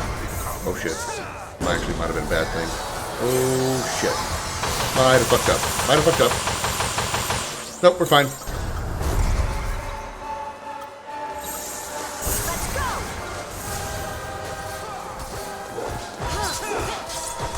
Come on, all out, all out, all out, all out. Ah, damn! Just...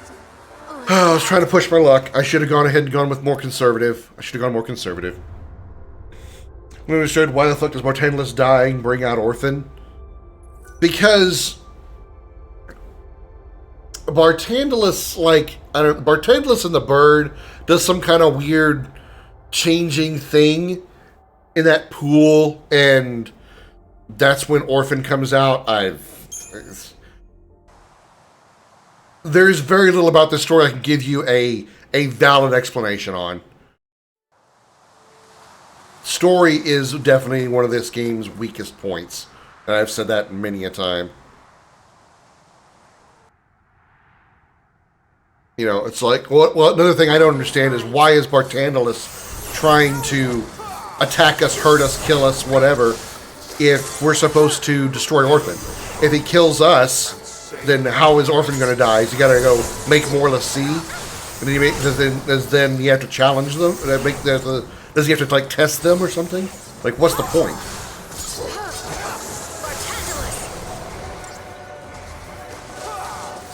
It really, really makes no sense. Could you slay Orphan and make it quick? Well, why do you want us to slay Orphan? Get out of the way and let's just do it. Why are you trying to kill us? There's a whole lot of just making no sense, unfortunately.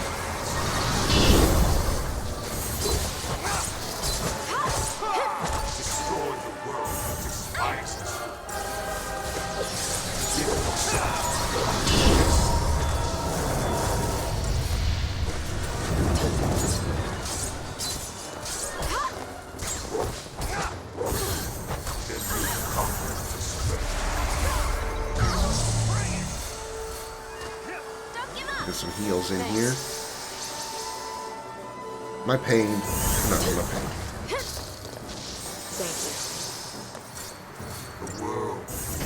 We got plenty of HP for this.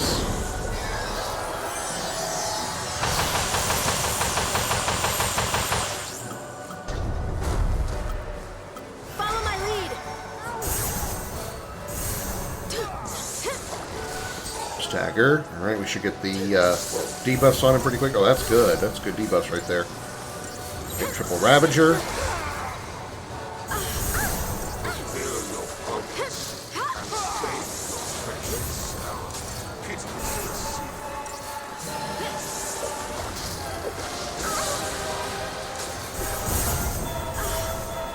One more burst, then we'll switch to double commando. There we go. We got 999 all out damage. Let's go. Let's push it. Let's push it. Let's push it. Come on. Let's push it. Come on. Come on. There we go. And we 5-started a 9-minute fight and beat it in 2 minutes. Nice. I'm going to go straight to Comrade Rav because I wanted to build up the stagger gauge more. While the enemy is staggered, you can build up that percentage more. So when you do switch to commandos, you will deal more damage. So once you hit the stagger button or the stagger bar, that number keeps going up, and that means how much more damage you're dealing while they're staggered. Well, if you can max it out to 999.9%, basically 1,000%, you'll deal a fuck ton more damage. Which commandos deal more damage while staggered, so trying to keep in triple Ravager to build up that stagger bar as high as possible, as early as possible, allows me to switch to Com Rav sooner to do more damage at maximum for a lot longer. Goddess's Favor. And Crystarium expansion, there's that. We got a fuck ton of CP to use now.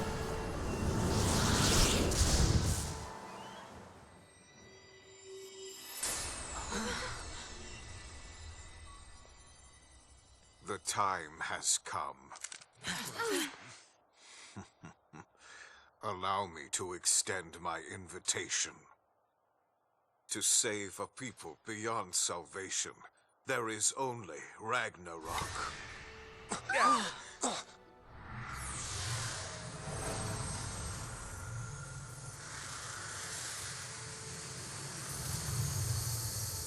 And conveniently providing us with an airship. Again. Release her from the pain.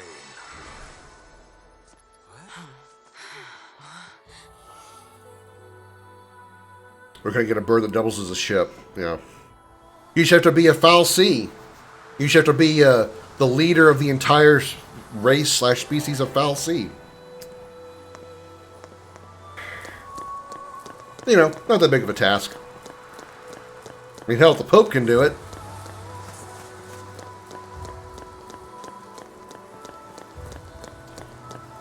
Alright, we're going to hit the save here.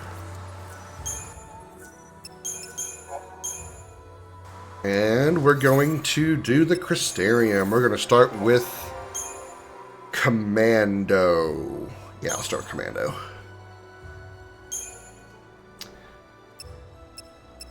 Alright, here we go. We have 378,000 experience to work with.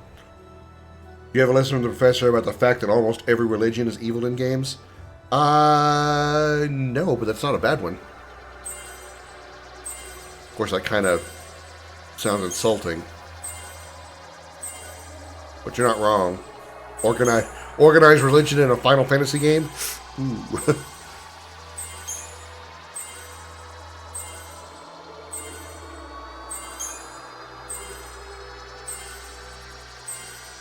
And we maxed out Commando already. I still got room to spare. Ravager it is.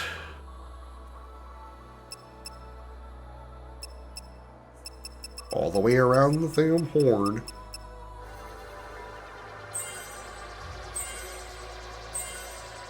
Look at these boosts. Wow, that's a lot of points. Oh no, I'm almost there. I know it's expensive. That was 18,000 points to get to Army of One. This shit's expensive, but look at these stat upgrades. Magic plus 40, Strength plus 20, Strength plus 60, Strength plus 20 again. Damn. It's huge. That's a huge bitch. Alright, Ravager on you first.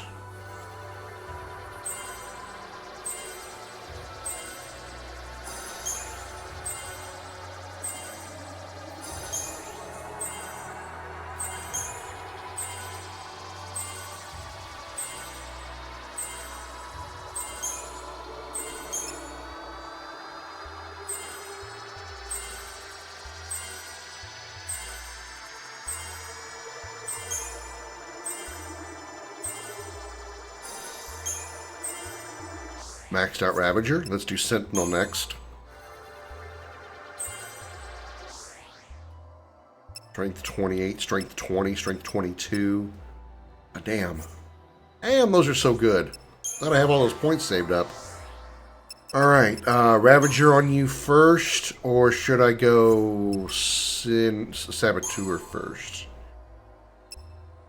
What do you get from Saboteur coming up? Magic HP 80, Magic 26. You HP buffs, Strength I don't care about. Magic, Strength, Death. Ooh, Death. Ooh. Magic. Those are some huge magic buffs too. There's 40 there. These two are 36 apiece. 20, 30.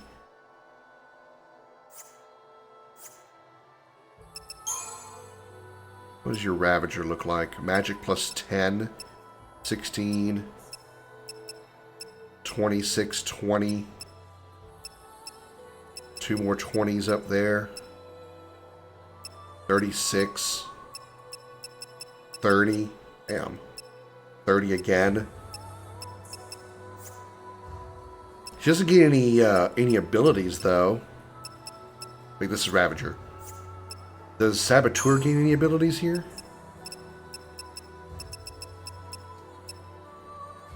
No, it's just purely stats. Except for death. Yeah, I think I'm gonna go with Sab because I want death. Let me check medic just to see what we got for that as well.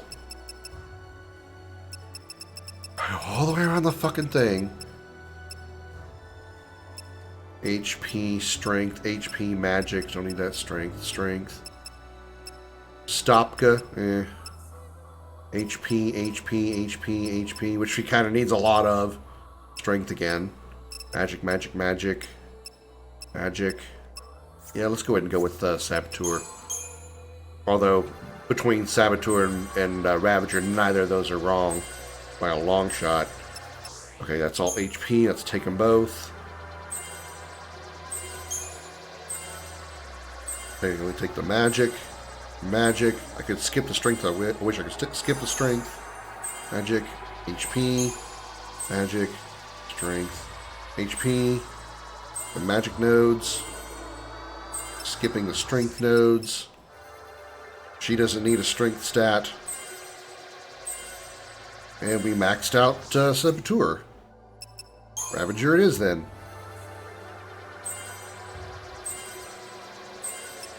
Those are strength stats. Don't care about those.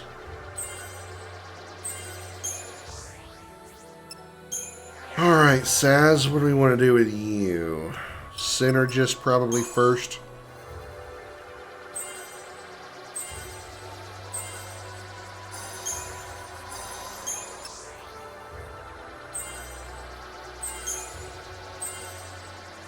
Weirdly enough, his strength is based on gun damage, or strength.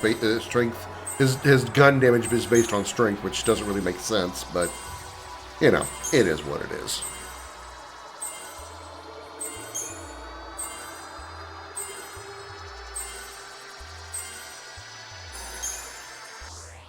Almost. Wait, Stopka? Really? Stopka is on Synergist? That's surprising. I figured Stopka would be on Saboteur. Alright, you're a Ravager first or Medic? Let's do Medic with you first.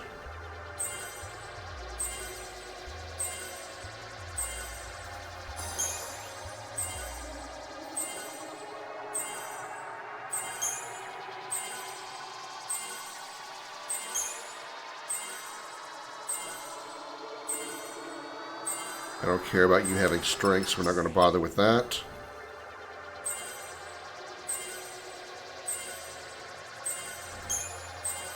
Maxed out Medic. Very nice. Oops, wasn't done with that. Then Ravager.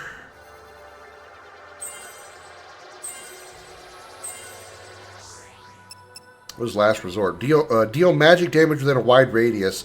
Chain bonus effects varies by situation. Very odd.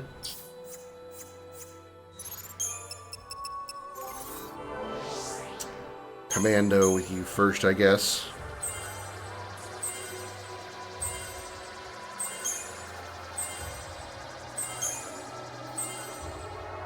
Oh, go back.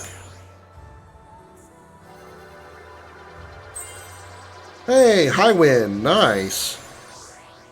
Yeah, it's high wind now. So we have 3 of the main characters' ultimates. Right, well, 2. We don't have lightnings yet. We have High Wind on Fang, and we have Death on Vanille. And we almost have Army of 1 on Lightning.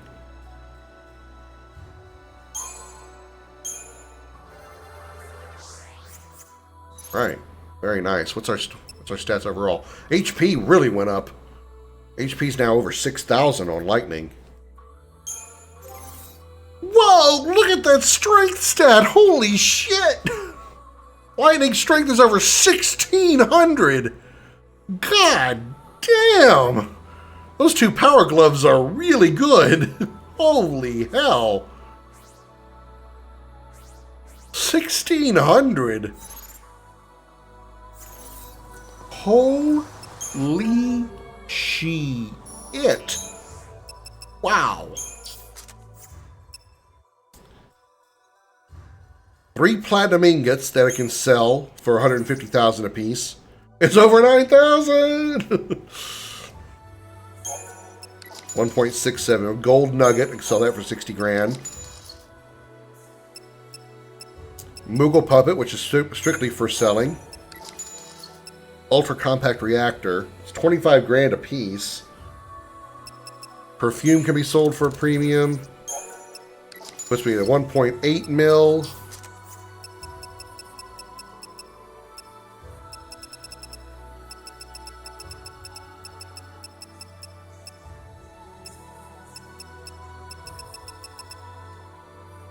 Oh man. I just need another 200,000.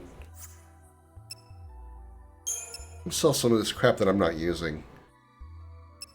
Flamebane Brooch.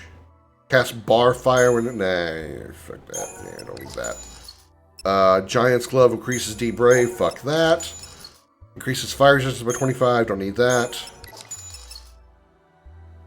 Tetratic Tiara.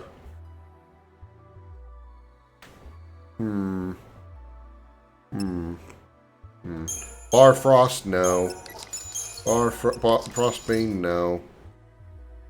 Clay Ring, no. Diamond Bangle, HP up 500. Rainbow Anklet, resist daze, no. Gale Ring, resist wind, no.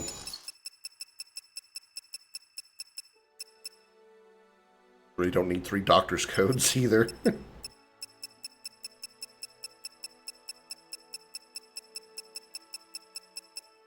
I'm half tempted to sell the connoisseur catalog here because I already have a. Well, actually, I don't. That's not what the survival catalog does. Never mind.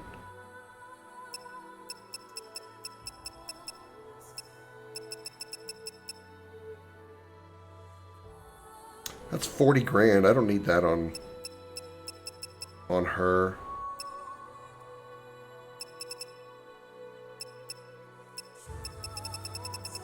Everything else I have, I kind of want to keep.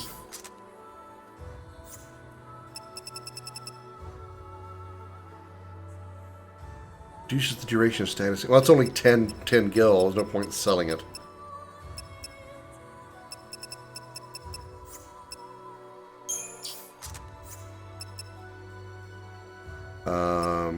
40 strength paper tiger.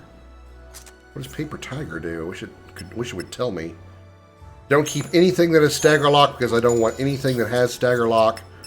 Stagger lock is useless. Heavenly Axis.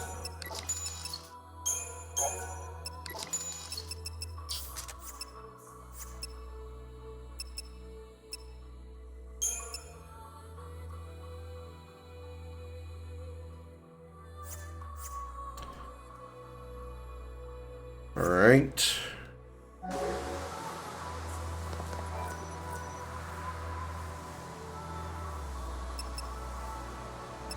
Let me check one more time. R&D Depot, the trapezohedron is 2 million flat. I need 2 million to get a trapezohedron.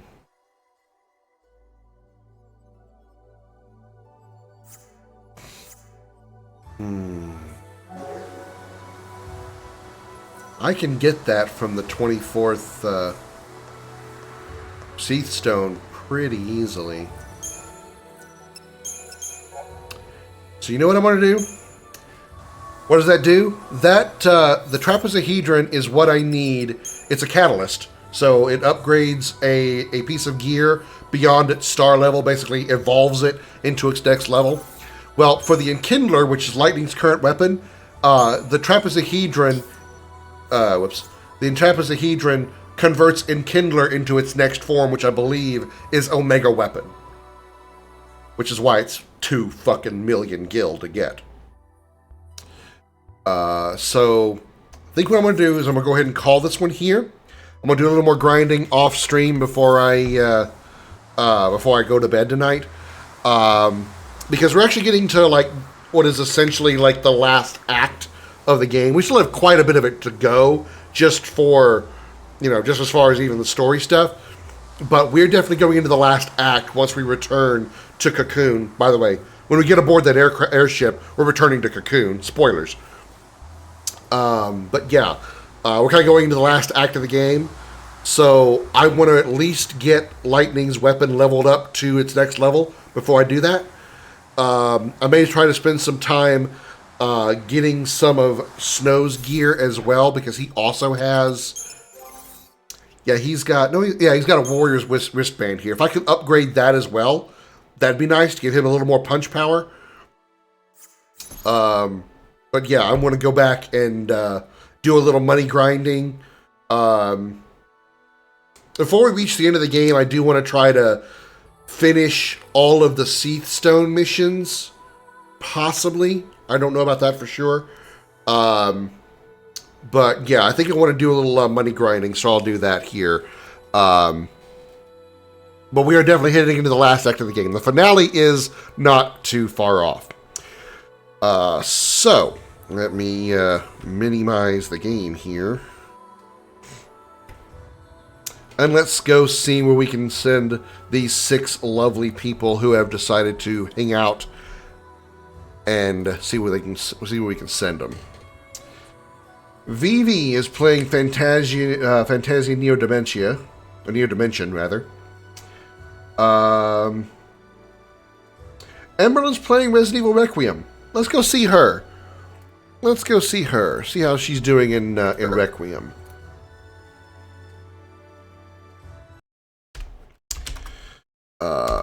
Berlin store. Go say hello to Ember, and I will see you guys probably tomorrow. We'll be doing most likely Command and Conquer tomorrow, but you know, we'll get to Final Fantasy 13 probably on Thursday. Until then, have a good night, everybody. Bye bye.